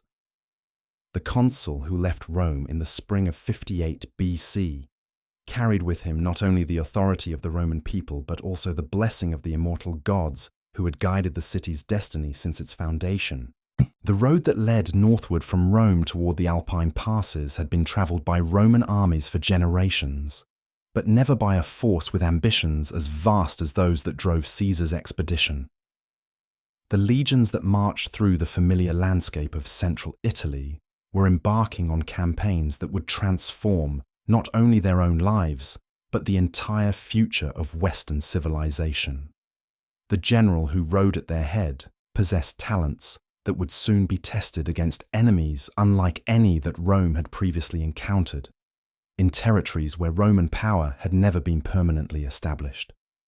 The Gaul that awaited Caesar beyond the mountains was a land of infinite possibility and mortal danger, where barbarian warriors fought with desperate courage for their freedom, while Roman discipline and engineering would be tested against challenges that no textbook could have anticipated. The campaigns that would unfold over the next decade would establish Caesar's reputation as the greatest military commander in human history, while providing the resources and experience necessary for his ultimate transformation from provincial governor to master of the civilized world. As Caesar's column disappeared into the alpine mists, few observers could have predicted that the young man who had begun his career by defying a dictator would himself return to cross the Rubicon and plunge Rome into civil war. The seeds of that future conflict were already planted in the political revolution that his consulship had achieved, in the enemies he had made through his innovations, and in the ambitions that success would only intensify. The consulship that had seemed like the pinnacle of achievement was actually only the prelude to adventures that would make him immortal. The Helvetii, who assembled in the spring of 58 BC, represented everything that Romans found both fascinating and terrifying about the barbarian world beyond their frontiers. These Celtic tribesmen had decided to abandon their ancestral homeland, in what we now call Switzerland, not from cowardice or defeat, but from a calculated ambition that would have impressed Roman strategists. Their leaders had concluded that their mountain valleys, however defensible, offered insufficient scope for a people whose numbers and warrior spirit demanded grander territories. The migration they planned would carry nearly 400,000 souls across Gaul to new lands beside the Atlantic Ocean, a movement of peoples on a scale that dwarfed anything in recent memory. The intelligence reports that reached Caesar as he established his headquarters at Geneva painted a picture of unprecedented organization among tribes that Romans typically dismissed as chaotic barbarians. The Helvetii had spent years accumulating supplies for their journey, burning their villages to prevent any possibility of retreat, and negotiating agreements with other Celtic peoples for safe passage through their territories. This was not the desperate flight of refugees, but the calculated expansion of a nation that understood both its own strength and the opportunities that beckoned beyond the horizon.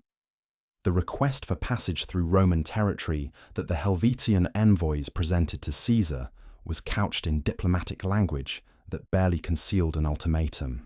These barbarian ambassadors, dressed in finely worked Celtic armour and bearing weapons that gleamed with silver inlay, spoke with the confidence of men who commanded vast numbers of warriors. They offered friendship to Rome and promised to cause no damage to Roman lands, but their very presence at the gates of Geneva announced that they would cross Gaul with or without Roman permission. The question was whether Caesar would step aside gracefully or force a confrontation that could spiral beyond anyone's control. Caesar's response to this challenge revealed the strategic brilliance that would define his entire Gallic career. Rather than simply refusing the Helvetian request and hoping they would seek another route, he used the time gained through diplomatic delays to transform the military situation entirely. While his envoys engaged the barbarian leaders in seemingly endless negotiations about routes, supplies, and guarantees, Roman engineers were constructing fortifications that would make Helvetian passage impossible without a costly siege. The line of defences that rose along the Rhone River during these crucial weeks was a masterpiece of military engineering that demonstrated Roman capabilities to barbarian observers who had never witnessed such systematic organisation. Earthworks and palisades stretched for miles along the riverbank, protected by ditches that could channel attackers into carefully prepared killing zones. Artillery positions were prepared for the siege engines that Roman logistics could deploy far more rapidly than barbarian enemies could imagine. Most importantly, the fortifications were designed not merely to prevent passage, but to force any attacking army into the kind of direct confrontation where Roman discipline and equipment provided maximum advantage. The Helvetian War Council that convened when Caesar's true intentions became clear must have been a scene of intense debate between those who counseled patience and those who demanded immediate action. The tribal chiefs who had led their people this far understood that turning back was impossible.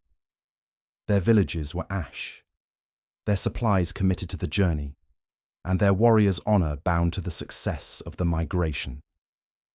Yet the Roman defenses that now blocked their path represented a challenge unlike any they had previously faced. An enemy who fought not with individual courage but with systematic preparation and technological superiority. The battle that erupted when the Helvetii finally attempted to force the Roman position became Caesar's first great victory in Gaul and established patterns that would characterize all his subsequent campaigns. The barbarian assault began before dawn with the wild war cries that Celtic warriors used to terrify their enemies. Thousands of voices raised in unison as painted warriors charged across the misty fields toward the Roman lines. The sound must have been deafening, a wave of human fury that had broken the nerve of countless enemies throughout Celtic history.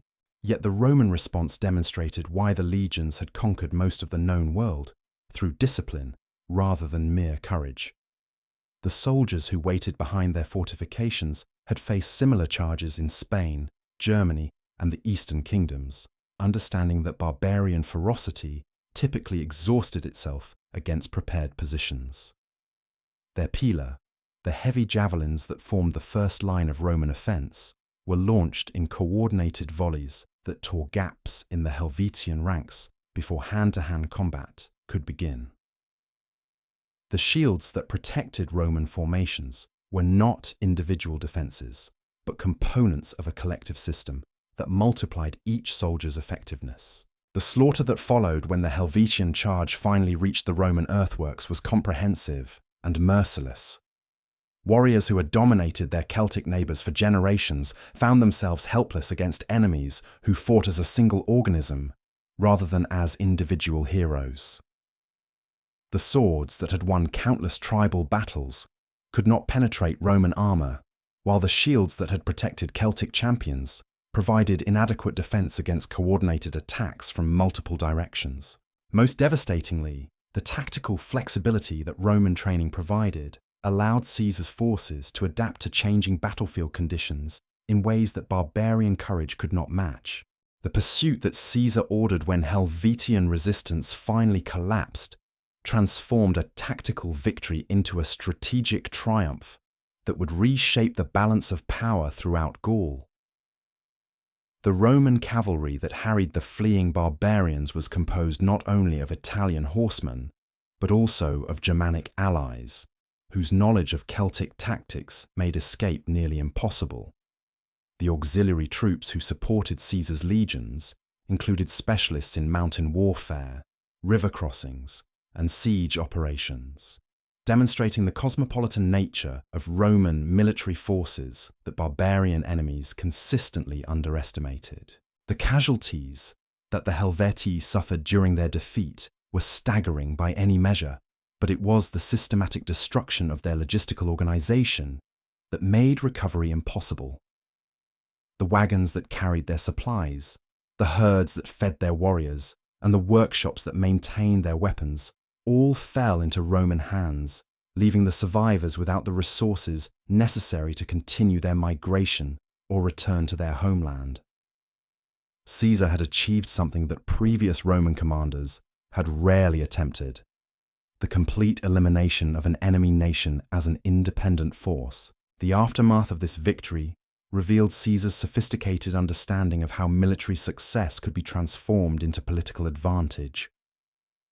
Rather than simply scattering the defeated Helvetii to become refugees throughout Gaul, he forced them to return to their burned homeland and rebuild their communities under Roman supervision. This decision served multiple purposes. It prevented the defeated warriors from joining other tribes as mercenaries, created a buffer zone of grateful dependence along Rome's frontier, and demonstrated to other Celtic peoples that Roman victory brought order rather than destruction. The embassies that flooded Caesar's camp following the Helvetian defeat brought representatives from tribes throughout Gaul, who sought either alliance or accommodation with the new Roman presence. These barbarian diplomats, many of whom had never seen Roman military organization firsthand, were clearly shocked by what they had witnessed. Their requests for friendship and offers of tribute reflected a recalculation of the regional balance of power that opened possibilities Caesar had not originally anticipated. The Sequani and Aedui, two of Gaul's most powerful tribal confederations, presented Caesar with a problem that would define the next phase of his campaigns. These peoples, who had been locked in a bitter struggle for dominance over central Gaul, had both made the fatal error of inviting Germanic mercenaries to support their causes. The Suebi king Ariovistus, who had crossed the Rhine with thousands of his warriors, had proven to be a more dangerous ally than enemy, establishing his own kingdom in Gallic territory while demanding tribute from the very tribes he had originally come to assist. The intelligence that Caesar gathered about Ariovistus painted a picture of a barbarian leader unlike any he had previously encountered. This Germanic king was not merely a successful war chief, but a sophisticated politician who understood Roman methods well enough to exploit them for his own purposes. He had been granted the title Friend of the Roman People by the Senate during one of the many diplomatic initiatives that sought to maintain stability beyond the frontiers. His warriors were disciplined by barbarian standards. His intelligence network extended throughout both Gaul and Germany, and his ambitions clearly threatened to create a Germanic empire that could challenge Roman authority in the West. The campaign against Ariovistus that Caesar launched in the late summer of 58 BC was fundamentally different from the Helvetian War in both its strategic implications and its tactical challenges. Where the Swiss migration had presented a defensive problem that could be solved through engineering and position warfare, the Germanic threat required offensive operations in territory where Roman advantages were less pronounced. The forests and marshes that characterized much of eastern Gaul favored enemies who understood guerrilla tactics, while the Germanic emphasis on cavalry warfare posed challenges that Roman infantry formations were not ideally suited to address. The psychological warfare that preceded the actual battle revealed the sophistication of barbarian military culture in ways that surprised even experienced Roman officers. Ariovistus's messengers brought challenges that combined personal insults with strategic deception, designed to provoke Caesar into hasty action while concealing the true disposition of Germanic forces. The barbarian king's claim that he had never been defeated in battle, combined with detailed knowledge of Roman political divisions, suggested an intelligence operation that extended far beyond what Romans expected from tribal societies. The terror that Germanic reputation inspired among Caesar's Gallic allies demonstrated how effectively barbarian psychological operations could undermine enemy morale.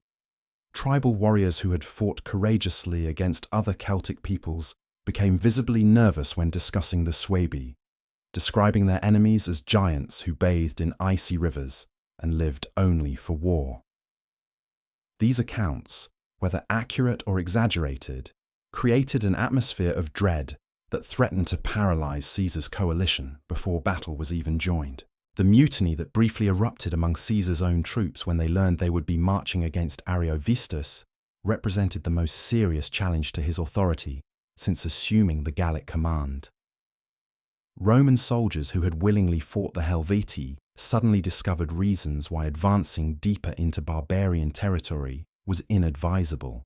Some claimed their enlistments were expiring, others developed mysterious illnesses, and a few began making wills in preparation for certain death. The crisis revealed how quickly military confidence could evaporate when faced with enemies whose reputation exceeded their actual capabilities. Caesar's response to this crisis of morale became one of the most famous speeches in military history, though the exact words he spoke have been lost to time. Standing before his assembled legions in full military dress, he reminded his soldiers of their previous victories, their professional obligations, and the rewards that successful campaigns would bring. More importantly, he announced that if necessary, he would advance against the Germans with only the 10th Legion, whose loyalty he claimed to trust above all others. This calculated insult to the other unit's honor achieved its intended effect, transforming shame into competitive enthusiasm that restored military discipline. The march toward Ariovistus's position took Caesar's forces through territories that few Romans had ever seen, landscapes that seemed designed by nature to favor defending armies over advancing ones. The dense forests that covered much of eastern Gaul limited visibility to a few yards, making ambush a constant threat, while preventing the kind of large-scale maneuvers that Roman tactics required. The rivers that crossed their path could not be forded without extensive preparation, while the Germanic custom of burning crops and villages denied supplies to advancing enemies. The battle that finally brought Caesar face to face with Ariovistus was fought on a plain near modern-day Mulhouse, where the terrain favored neither side and victory would depend on pure military skill rather than tactical advantage. The Germanic army that deployed for combat was a magnificent sight that combined traditional barbarian elements with innovations borrowed from Roman military science. Ariovistus's warriors were organized in tribal units that maintained their traditional weapons and fighting styles, but their overall deployment suggested strategic thinking that went beyond simple tribal warfare. The opening exchanges of this battle demonstrated why Germanic peoples had become such feared enemies throughout the classical world. The barbarian cavalry that charged Caesar's flanks moved with coordination that suggested extensive training, while the infantry formations that advanced against the Roman center maintained discipline that would have impressed professional observers. Most remarkably, the Germanic use of combined arms tactics, coordinating cavalry charges with infantry advances, showed a sophistication that challenged Roman assumptions about barbarian military capabilities. Caesar's tactical response to these challenges revealed the battlefield genius that would make him legendary throughout the ancient world. Rather than attempting to match Germanic innovations with Roman adaptations, he exploited the fundamental weaknesses that systematic training revealed in barbarian military organization.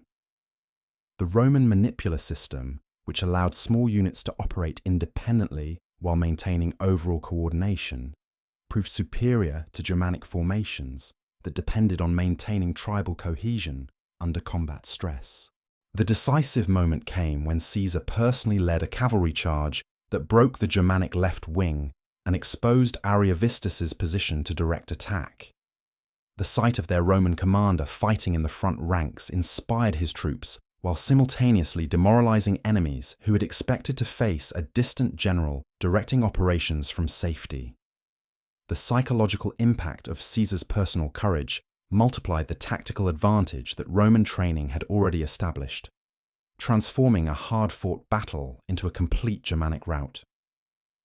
The flight of Ariovistus back across the Rhine marked the end of the first major Germanic threat to Roman authority in Gaul, but it also established precedents that would shape all subsequent frontier policy. The systematic destruction of Germanic settlements on the western bank of the Rhine, the establishment of Roman garrisons to prevent future crossings, and the deportation of Germanic civilians to prevent their return, all demonstrated a new level of ruthlessness in Roman imperial policy. Caesar had learned that barbarian threats required not just military defeat, but complete elimination of the conditions that had made such threats possible. The winter quarters that Caesar established following these campaigns were positioned to dominate central Gaul while providing bases for future operations in any direction.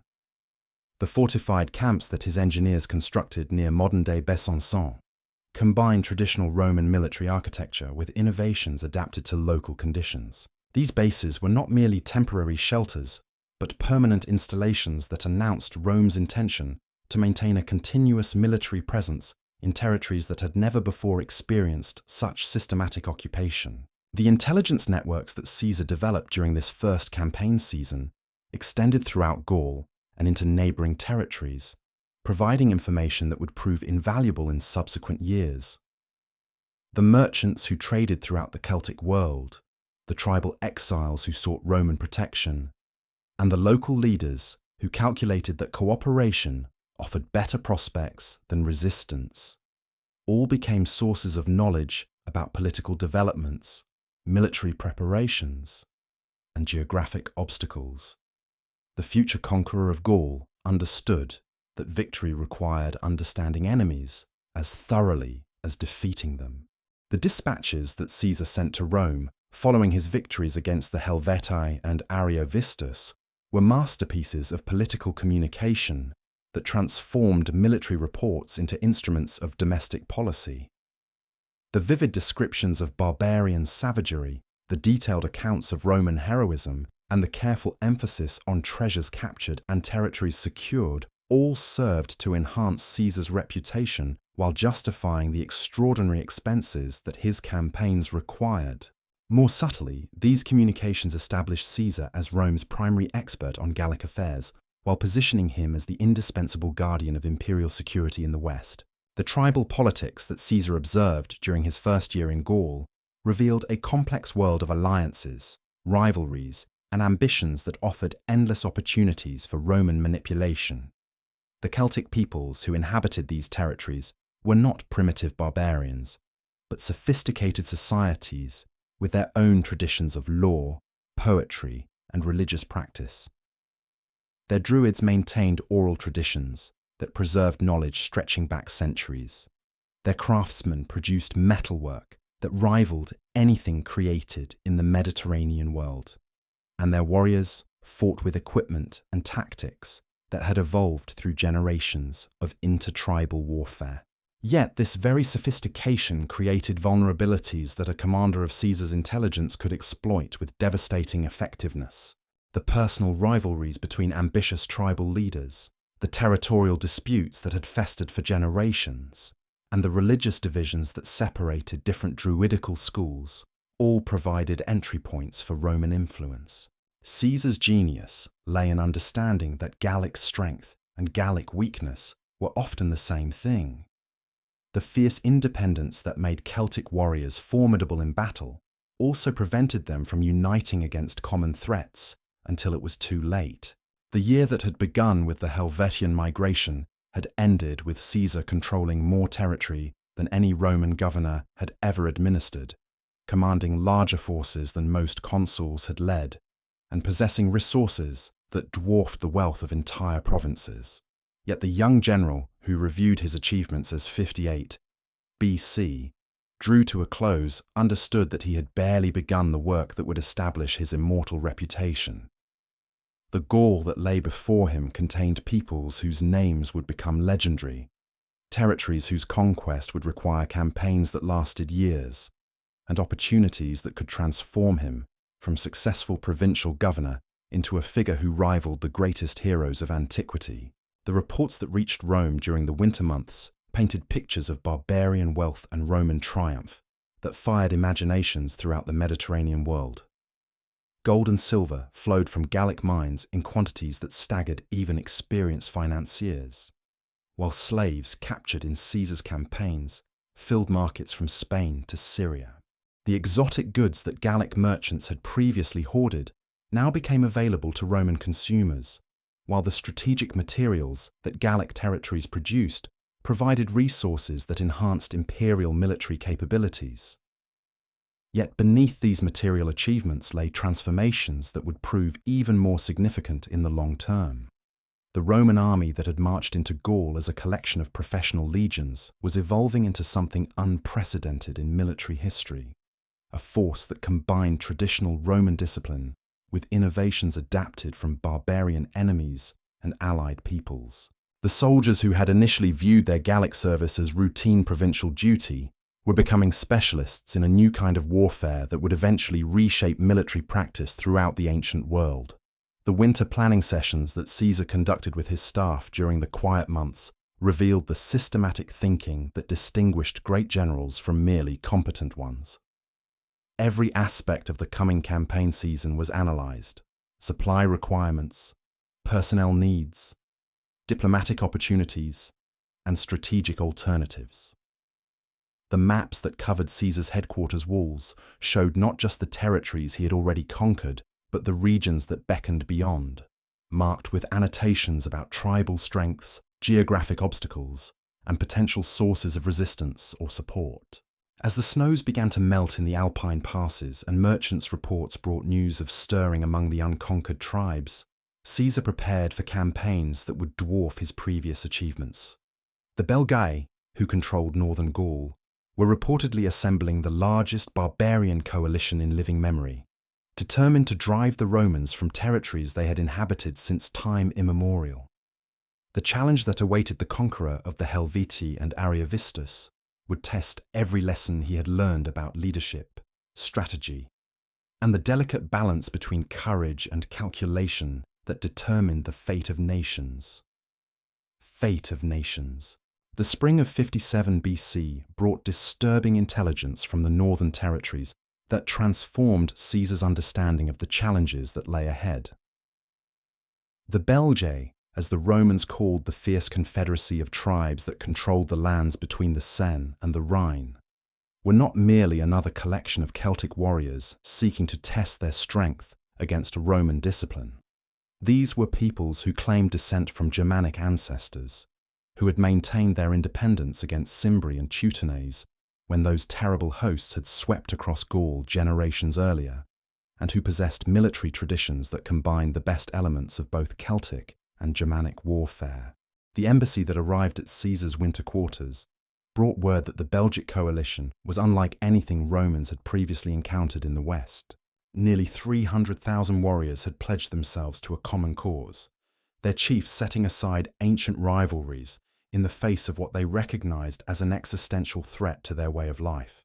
The Helvetian defeat had demonstrated that individual tribes could not hope to resist Roman power, while Ariovistus's flight had shown that even Germanic military genius was insufficient against systematic Roman organization. The lesson the Belgae had drawn from these disasters was that survival required unity on a scale never before achieved among the peoples of Gaul. The intelligence that Caesar's agents gathered painted a picture of military preparation that impressed even Roman observers accustomed to professional efficiency. The Belgic tribes were not simply gathering their traditional war bands, but creating something approaching a national army, with standardized equipment, coordinated training, and supply systems that could sustain prolonged campaigns. Their leaders had studied Roman methods carefully, adapting those techniques that suited their purposes, while developing countermeasures for tactics that had proven decisive in previous battles. Most alarming of all, the Germanic tribes across the Rhine were reportedly sending substantial reinforcements to their Belgic kinsmen, transforming what might have been a regional uprising into an international conflict that could determine the future of northwestern Europe. The Suebi kings who had watched Ariovistus's defeat with growing concern were now prepared to risk direct confrontation with Rome, rather than allow Caesar's conquests to proceed unopposed. The war that beckoned would be fought not just for control of Gaul, but for mastery of all the territories between the Mediterranean and the Northern Ocean. Caesar's response to this unprecedented challenge revealed strategic thinking that transcended conventional military wisdom. Rather than waiting for the Belgic coalition to complete its preparations and choose the time and place of battle, he decided to strike before their unity could solidify into unbreakable strength. The rapid mobilization that followed demonstrated how thoroughly Roman military efficiency had been refined during the previous campaign season. Legions that had been scattered across Gaul in winter quarters assembled with clockwork precision, while supply trains began moving northward with loads of equipment that experience had shown to be essential for extended operations in barbarian territory. The march toward Belgic territory took Caesar's forces through landscapes that seemed designed by nature to favor defending armies over advancing ones. The rivers that crossed their path were broader and deeper than those encountered in central Gaul, requiring engineering expertise that tested Roman capabilities while providing enemies with natural defensive barriers. The forests that covered much of the northern territories were denser and more extensive than any Caesar had previously encountered, offering concealment for ambush while limiting the kind of open-field battles where Roman advantages were most pronounced. The first engagement with Belgic forces occurred near the banks of the Sabis River, where Caesar's advance guard encountered a screening force of Germanic cavalry that had been sent to observe Roman movements and delay their progress. The skirmish that followed was brief but instructive, revealing tactical innovations that the barbarians had developed specifically to counter Roman methods. Their horsemen fought with coordinated discipline that surprised Roman officers, while their weapons and equipment showed evidence of systematic improvement based on careful study of captured Roman gear. The intelligence gathered from prisoners taken in this encounter confirmed Caesar's worst fears about the scale of opposition he faced. The Belgic Confederation included not only the traditional tribal levies, but substantial numbers of professional warriors who had been training together for months in preparation for the coming conflict. Germanic reinforcements had indeed crossed the Rhine in significant numbers, bringing with them specialized knowledge of Roman weaknesses that had been gleaned from Ariovistus's survivors. Most ominously, the barbarian alliance had secured promises of support from tribes as distant as Britain, whose warriors were renowned throughout the Celtic world for their ferocity and skill.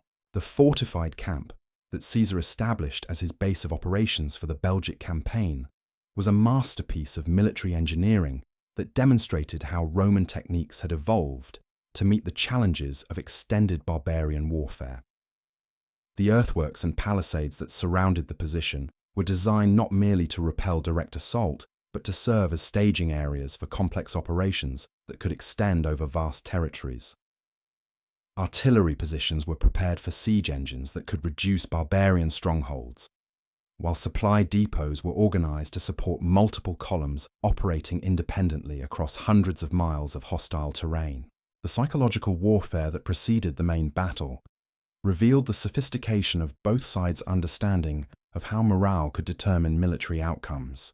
Belgic heralds brought challenges that combined traditional Celtic boasting with calculated attempts to undermine Roman confidence, describing the fate that awaited invaders who dared to violate the sacred soil of their ancestors. The barbarian displays of strength that accompanied these diplomatic exchanges included demonstrations of individual combat skills, tribal war dances, and the exhibition of captured Roman equipment that had been taken from earlier victims. Caesar's response to these intimidation tactics demonstrated his mastery of the theatrical dimensions of military command. Rather than simply ignoring barbarian provocations or responding with conventional Roman dignity, he orchestrated displays of Roman power that were designed to impress barbarian observers while maintaining his own troops' confidence. The parade reviews that he ordered showcased the discipline and equipment that had conquered most of the known world, while carefully staged demonstrations of Roman engineering capabilities revealed the technological advantages that barbarian courage could not overcome. The battle that finally erupted when the Belgic coalition advanced against Caesar's position became one of the most complex engagements of the entire Gallic Wars, involving forces that numbered in the hundreds of thousands and tactical situations that changed by the hour.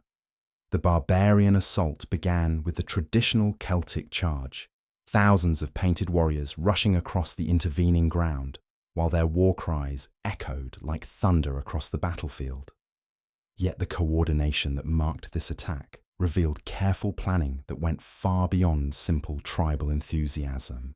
The Germanic cavalry that struck Caesar's flanks moved with precision that demonstrated months of joint training with their Celtic allies, while the infantry formations that advanced against the Roman centre maintained discipline under fire that impressed even veteran legionaries.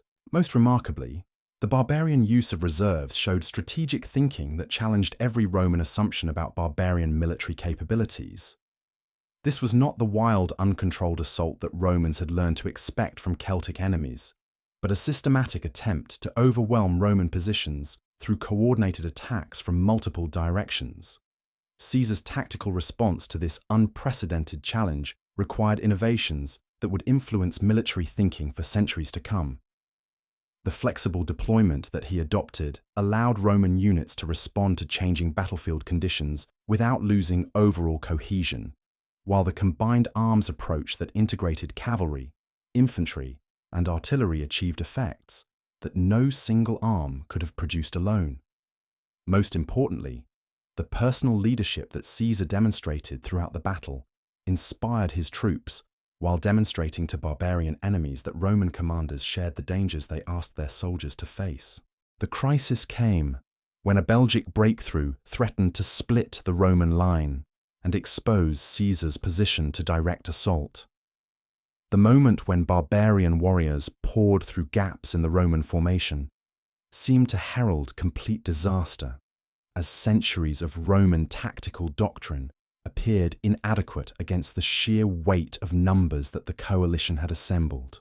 The sight of painted Celtic warriors and Germanic berserkers fighting hand-to-hand with Roman legionaries in the heart of Caesar's camp created scenes of chaos that tested the nerve of even experienced soldiers.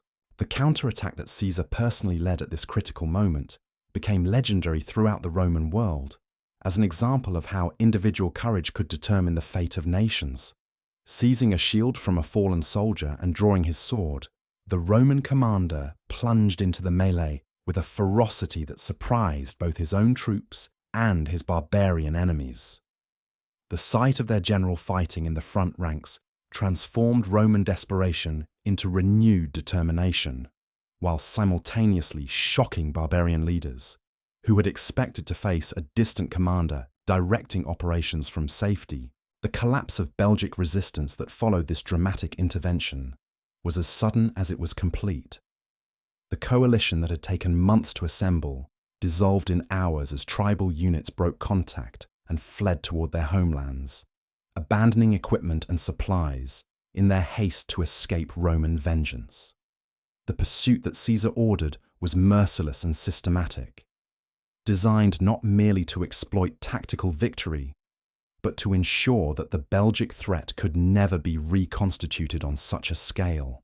The casualties that the barbarian coalition suffered were staggering, even by the standards of ancient warfare, but the psychological impact of their defeat resonated far beyond the immediate battlefield. Throughout Gaul, tribal leaders who had been considering resistance to Roman authority began calculating whether accommodation might offer better prospects for survival. The demonstration of Roman resilience under extreme pressure, combined with evidence of Caesar's personal courage and tactical brilliance, created a reputation that would precede his armies throughout the remainder of the Gallic Wars. The submission ceremonies that followed the Belgic defeat revealed Caesar's sophisticated understanding of how military victory could be transformed into lasting political control. Rather than simply accepting the surrender of defeated enemies, he orchestrated elaborate rituals that emphasized both Roman mercy and barbarian dependence. The tribal chiefs who prostrated themselves before his tribunal were not merely acknowledging defeat, but accepting a new relationship that would reshape their people's entire future. The hostages that Caesar demanded from the defeated tribes served multiple purposes beyond simple security for Roman interests. These young nobles, taken from the most influential families among the Belgae, became living guarantees of their people's good behavior, while simultaneously serving as windows into barbarian society for Roman intelligence operations.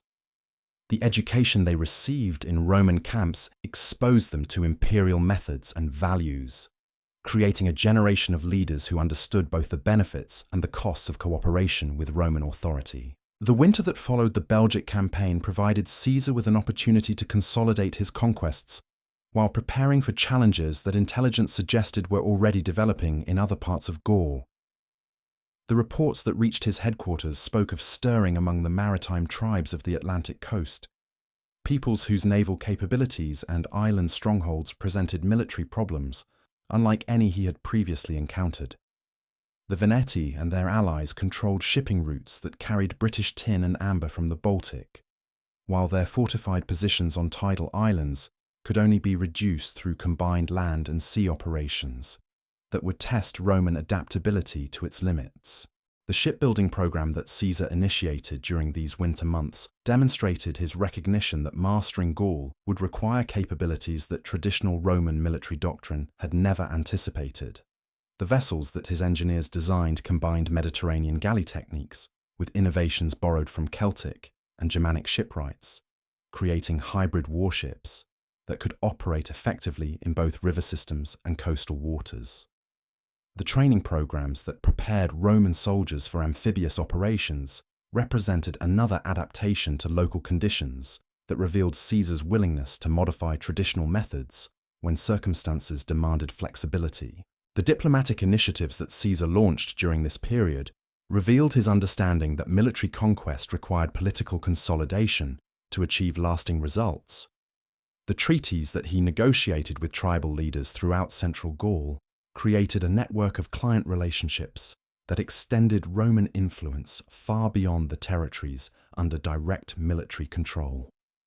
The trade agreements that accompanied these political arrangements opened new markets for Roman merchants while providing Celtic peoples with access to Mediterranean goods that made cooperation with Rome economically attractive. The intelligence networks that Caesar developed during this consolidation period extended throughout the unconquered regions of Gaul and into neighboring territories, providing information that would prove invaluable in future campaigns.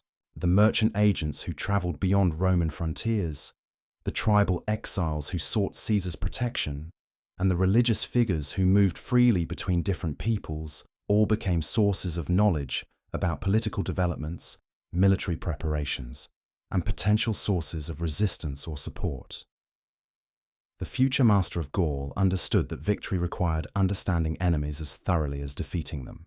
As the campaigning season of 56 BC approached, Caesar faced challenges that would test every lesson he had learned about leadership, strategy, and the delicate balance between force and diplomacy that governed successful imperial expansion. The maritime tribes that controlled the Atlantic coasts had formed their own coalition, while reports from across the Channel suggested that British reinforcements were preparing to support their Gallic kinsmen. The campaigns that beckoned would carry Roman arms to the very edges of the known world, into territories where the names of Rome and Caesar would be carved into history through deeds that would echo through the ages. The transformation that had begun with a single consul's ambition to secure a profitable provincial command was evolving into something that transcended traditional categories of Roman achievement. The young man who had once wept before Alexander's statue was creating his own legend through conquests that would establish him as the equal of history's greatest heroes. The Gaul that had seemed like a stepping stone to greater opportunities was becoming the foundation of a reputation that would reshape the ancient world and establish Caesar as one of the immortal figures of human civilization, or figures of human civilization. And so, we reach the end of our journey through the extraordinary life of the man who would become immortal. As sleep begins to claim you, let the final threads of Caesar's story settle into your consciousness like autumn leaves drifting onto still waters. We have witnessed the transformation of a single individual from ambitious young patrician to master of the ancient world, a metamorphosis that reshaped not only his own destiny, but the entire course of human civilization. Through the mists of 2 millennia, Caesar's voice still echoes across the 7 hills of Rome and beyond. The boy who defied Sulla's demands became the man who crossed the Rubicon. The young orator who challenged corruption in the courts became the general whose name struck terror into barbarian hearts from the Atlantic shores to the sands of Egypt.